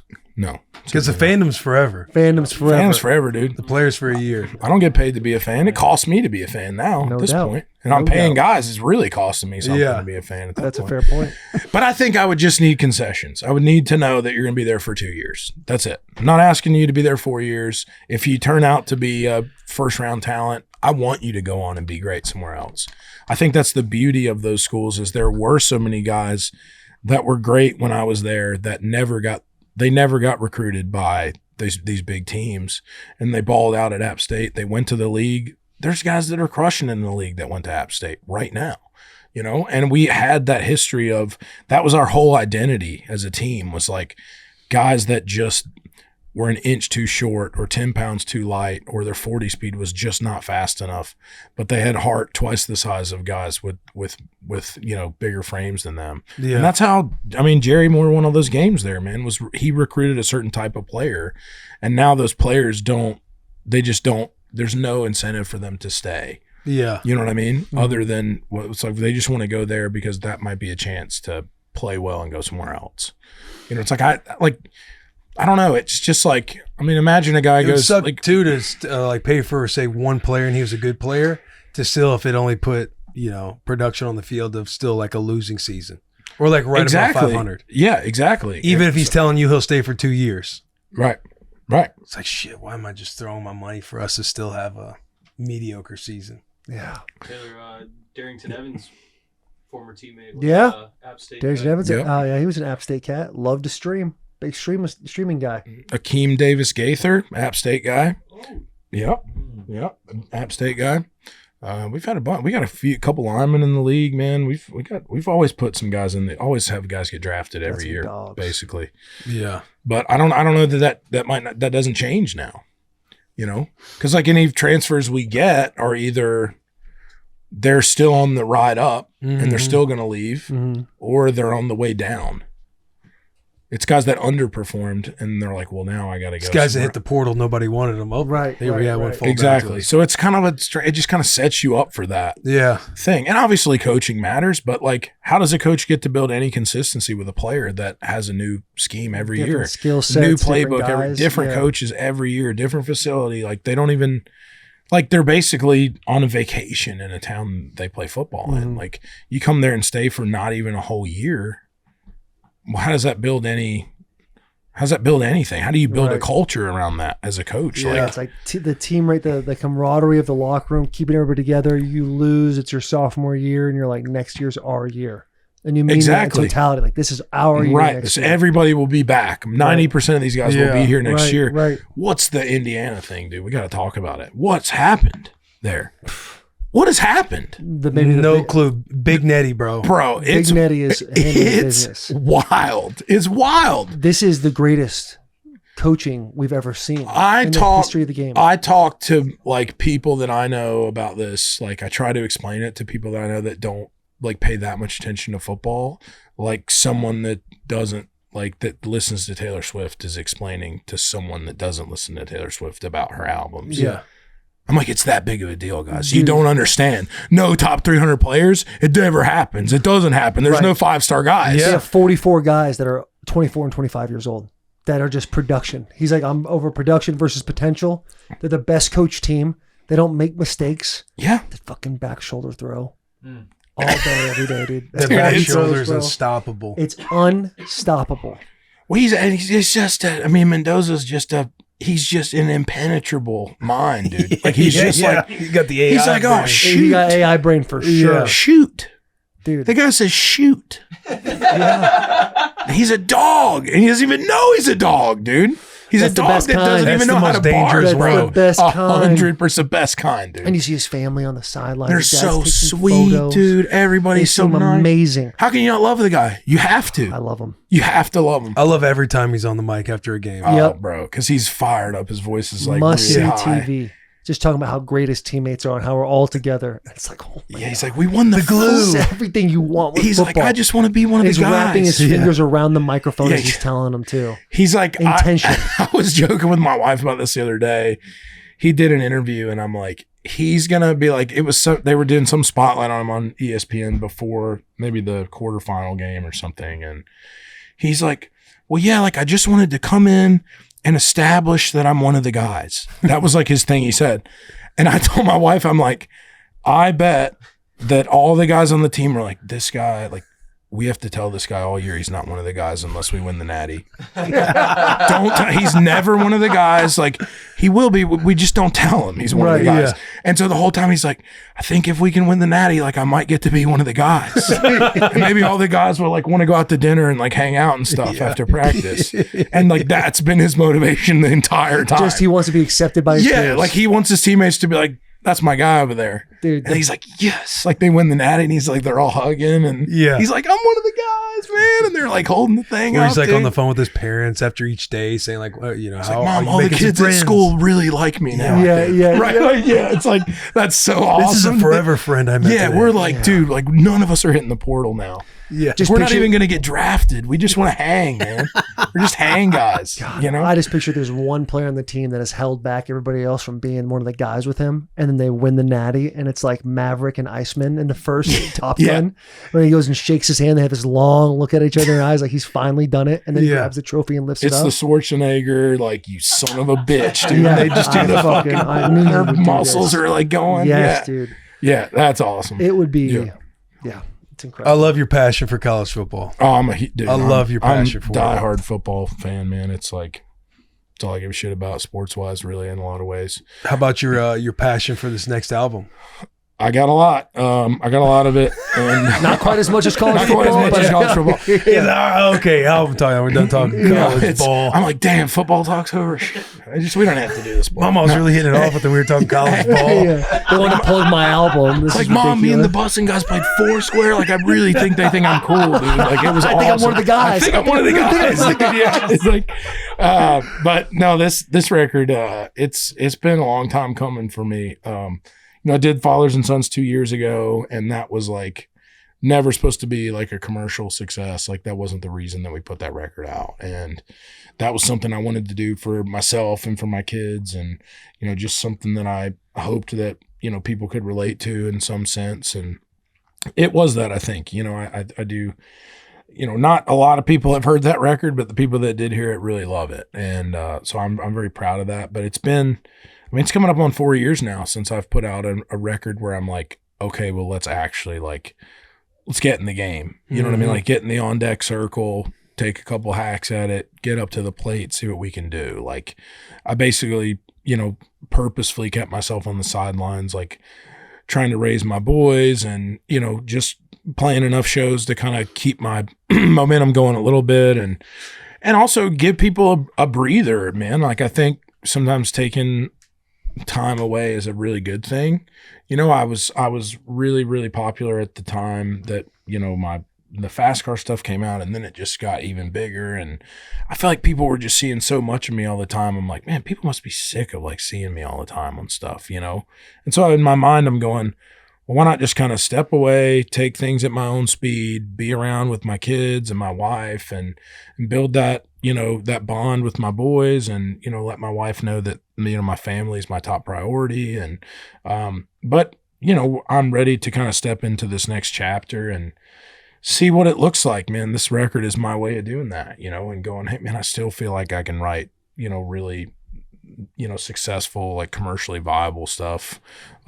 That's something I think, you know, my core fan base has been dying for a long time. And I hope this album delivers for them. I put myself fully into this and spent a lot of time working on it. I recorded 40 songs for this record. It's 22 songs, but I recorded 40 and narrowed it down to the number it's at now. And I just felt like it's the best that I got, man. So if it doesn't work, I'm kind of screwed on that sense. But you know, I still got college football. Yeah. I still got my commitment to look forward to. But it's exciting, man. And it's, you know, it's not reinventing the wheel by any, you know, stretch of the imagination. You know, I think it's me pushing myself within the bounds of what I already do. You know, it's not like I set out to make a dance record or something. You know what I mean? Like it's, you know, it's what I think a lot of my fans have come to expect. And then I also think, you know, fans that I may have been introduced to in the last couple of years via the fast car thing or via some of the festivals we played last year can listen to and go, okay, I like this. I can get into this. You know, it's not the extreme version of, you know, of anything. It's really like what I want to do, the songs I love, the kind of music I like, the shit I want to do with my buddies, which is the same thing I did on my first record and my second record. And, you know, it was just always that. It was basically just me and my boys writing stuff and what's the best stuff we got that we've come up with in the last 2 years. And this is it. You know, it's like, I don't want to try to make it sound any more poetic than it needs to be. It's just, I mean, it's just the, you know, I'm throwing gas. Like that's what I'm trying to do. Like I'm trying to throw fastballs down the middle. And so I'm not trying to do anything special in a sense where it's not going to come out of left field, man. You know what I mean? It's just going to be right down the middle, I think. Stuff that I hope people will love. What, when you're releasing an album, is your 7th album right now? Sixth. Sixth album. When you're releasing an album, what is like the highest stress point for you when the album is released? Is it like knowing what the first 24 hours look like? What the first week looks like? Like, I don't worry as much. It's like, I feel like the pressure is already off a little bit because like Sleepless in a Hotel Room came out and it's doing so well. So I know like if people like that, then I think there's going to be other stuff on the album that they love. And like if this record was coming out and there was no songs that had been kind of come out before the record, like no Instant Grat stuff that had done well, I would be really concerned about it. I'd be like, man, because like when you're doing the pre-release stuff, you're trying to kind of like, you're showing them like a little bit of your hand. Like you're not just giving strictly B-side songs, maybe 1 or 2, but if you Instant Grat 4 of the 22, like 2 of those you're hoping are like, 2 of those are kind of like hey man, like here's a little bit of what the album is going to be like. So you really want one of those songs to take off. Now, which one is it going to be? You never really know. So that would have been the biggest stress point for me. For me, it's narrowing the songs down, like getting to the point, like making the track list from 40 to 22 is really hard. Cause if I've recorded the song, like I love it. I think it's a great song and I would love for people to get to hear it. But I'm not going to put out a 40-song record. It's just not like something that works for me. So it was tough to get rid of, 18 songs because they're songs that I believe in that I think are good. But you just can't have everything on there. You know what I mean? I mean, you could, I guess, but I wanted people to be an album that I felt like people could digest in one sitting if they wanted to do that. But also be enough stuff to where they go, well, man, you haven't really given us a record in 4 years, so it better not be 10 songs. Yeah. Or we're going to be pissed. Like, that's all we get. Be like seeing a sequel to your favorite movie, and it's been 10 years, and it's 30 minutes. And you're like, that's the whole movie? That's it? Like, all we got was 30 minutes. It was good, a good 30 minutes, but it's supposed to be 2 hours. What happened? You know what I mean? Yeah. So, I don't know. There's just there's so many unknowns with music, too, man. Like, anytime I think a song is going to be big, it's usually not. I don't know. It just works that way. So I'm thankful for there having been a lot of songs that I didn't think would be good because those have all turned out really well. So maybe that's the magic is you just don't try to.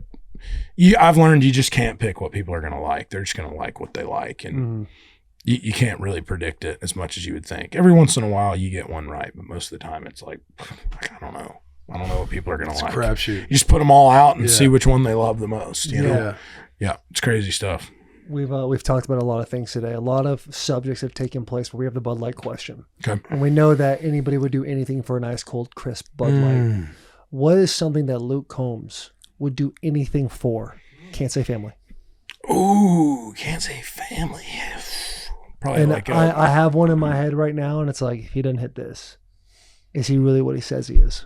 Probably it's like right fried bologna sandwich. For me.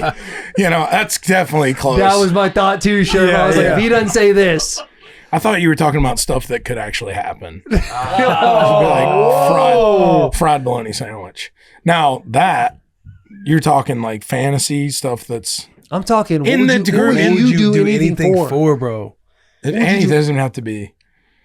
Oh, Panthers Super Bowl. Panthers Super Bowl over an App State Natty. D1. Oh God. Yeah. Yep. Or a fried bologna sandwich. It's both good. Could you rank those three? Fried bologna sandwich. Rank those three for us. I can get any day. It's pretty good though. Fried bologna sandwich at the Super Bowl. Fried bologna sandwich watching the Panthers play App State in the Super Bowl. Perfect day. Top three. Yeah. Get the chips off there though. Get the chips. Really? Off. On the fried bologna. But you like chips on sandwich. I like chips on sandwiches, but not my fried bologna. Okay. Some things are sacred. Damn it. Some things are sacred. Damn it. No. Okay. So if App State Natty, that would like. But that in the realm of like reality, it's like it can't really happen right now. It just can't. Like, and you guys get that, that right now. Yeah. It's not like a thing that can happen right now. I would love that. Now that's that's insane right there. That's way too thick of a bologna slice for a sandwich. That's a bologna steak, I believe they call that. Yeah, that's a fillet. Yeah, fillet bologna. But Panther Super Bowl, I'm selling the farm on that, man. Like I'd do anything for that. That's I've been there and I've watched us lose too. And it's just, it sucks, bro. Do you ever think about that last Super Bowl? All the time. Think about Cam Newton not jumping on that fumble? All the time, bro. It's all I think about. As a fan, what were you thinking when Cam Newton didn't jump on that fumble? Because that's like first drive. Second, that was early in the game, I believe. The first drive of the game, I don't know if that's when the fumble happened or not. First drive of the game, I knew we weren't going to win. First drive. That's got to be a painful reality. It was, and it was like, wow, Von Miller is going to win this game all by himself, and he did. The Broncos defense won that game, and it was heartbreaking because we had. I mean, dude, we don't choke out against the Falcons in the last game of the season. We're undefeated, dude. We lost one game the whole season. Lost to the Atlanta Falcons the last game of the season and lost the Super Bowl. And that team was like felt unstoppable in a lot of respects, man. Like that team just, it was like, I mean, you have all the pieces are in place, dude. Mm-hmm. I mean, everybody's there, Yeah. and then you're just like, how did it not happen? How did it not happen? Yeah. I don't know. I mean, Kuechly, like he's top. I mean, he's probably my favorite player of all time, I would say. I mean, guy was an animal, bro. Guy was an animal. Animal on the field. Love that cat, dude. Yeah. And he's like no social media guy. Like doesn't do anything, man. Like doesn't do any of the stereotypical stuff that we're all doing. He's everything you want in a linebacker. Yeah. It's like not doesn't care to be the center of attention guy. Like he's just absolute film rat. Like I remember talking to Ben Jones. You know Ben? I know Ben. Ben's a stud. Ben was my dog that said you were a Georgia Bulldog fan to my face. Wow. Yeah. Oh my gosh. I didn't want to say his name, but since you brought him up, yes, Ben Jones. Ben's a stud. Guy, he's He awesome. is a stud, He man. is all time. Toughest guy you'll ever meet. He is an awesome kid. And bless you. Thank you. And I remember Ben was talking to Ben one time when he was still playing. And this is when Kuechly, that was kind of that, I don't know if it was that year, but it was that same team, same core team. Yeah. Cam, Kuechly, Greg Olson, the whole cast of characters we had, Thomas Davis. I remember they came to town. The Panthers came and did a joint practice. You were probably on the Titans at this time. Yeah. And I remember Ben telling me, as I was asking him about the whole Kuechly thing, and he was like, bro, that guy's insane. I'm like, what do you mean? He's like, he knew every play we were going to run the entire practice. And he's like, so, Thomas Davis went to Georgia. Ben went to Georgia, obviously. And he's like, hey, we were going to get lunch. And he's like, dude, let's invite Kuechly to lunch. And Thomas Davis was like, oh, dude, he's not going to lunch. He's like, what do you mean he's not going to lunch? He's like, he's going to watch film, dude. He's not going to lunch. Like, he's the only guy, like, he doesn't do anything else. Like, he practices and watches film and works out and goes to bed. And, like, that's what he does. And he's not going to, like, hang out. He doesn't want to, like, hang out or, like. Yeah, rumor has it when he first got in the league, he didn't buy a TV. Damn, because he's just all ball. He just had a football on the wall, dude. And he just watched it, dude. He just sat there looking at it like, I'm getting that ball. I'm getting that ball. Dude, he was wild, bro. He was incredible, man. When he retired early, I was devastated. Same. Dude, when so that practice you're talking about, that joint practice, when we go to teams, the first play we came out, he's like, run this way. And I'm like thinking, how the fuck does he know that? Like, how would he have any idea? It's the first day. Connor Stallings.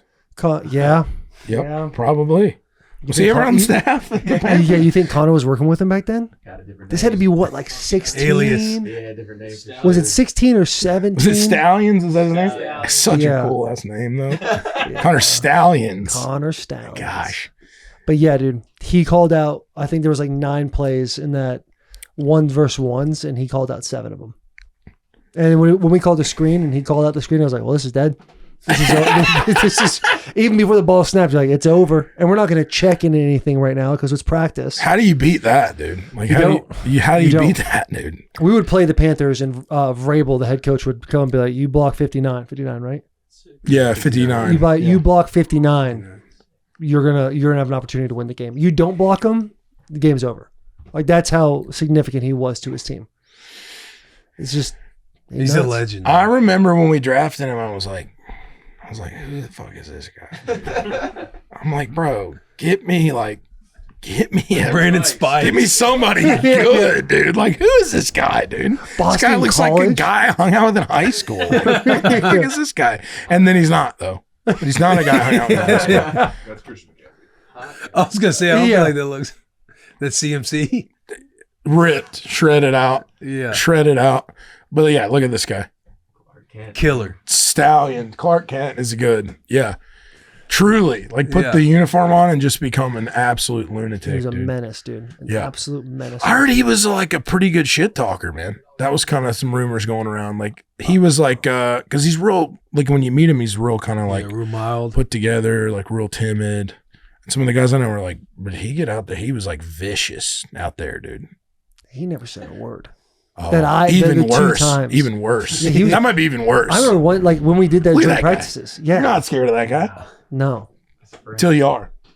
Till you are. Is he the most starstruck you've ever been meeting somebody? Well, I met him on FaceTime or on Zoom, and like a Zoom interview, so I didn't have a chance to be. I mean, it's definitely some of the Panthers guys, man. Like, especially the guys when I was growing up, I would probably be like Steve Smith.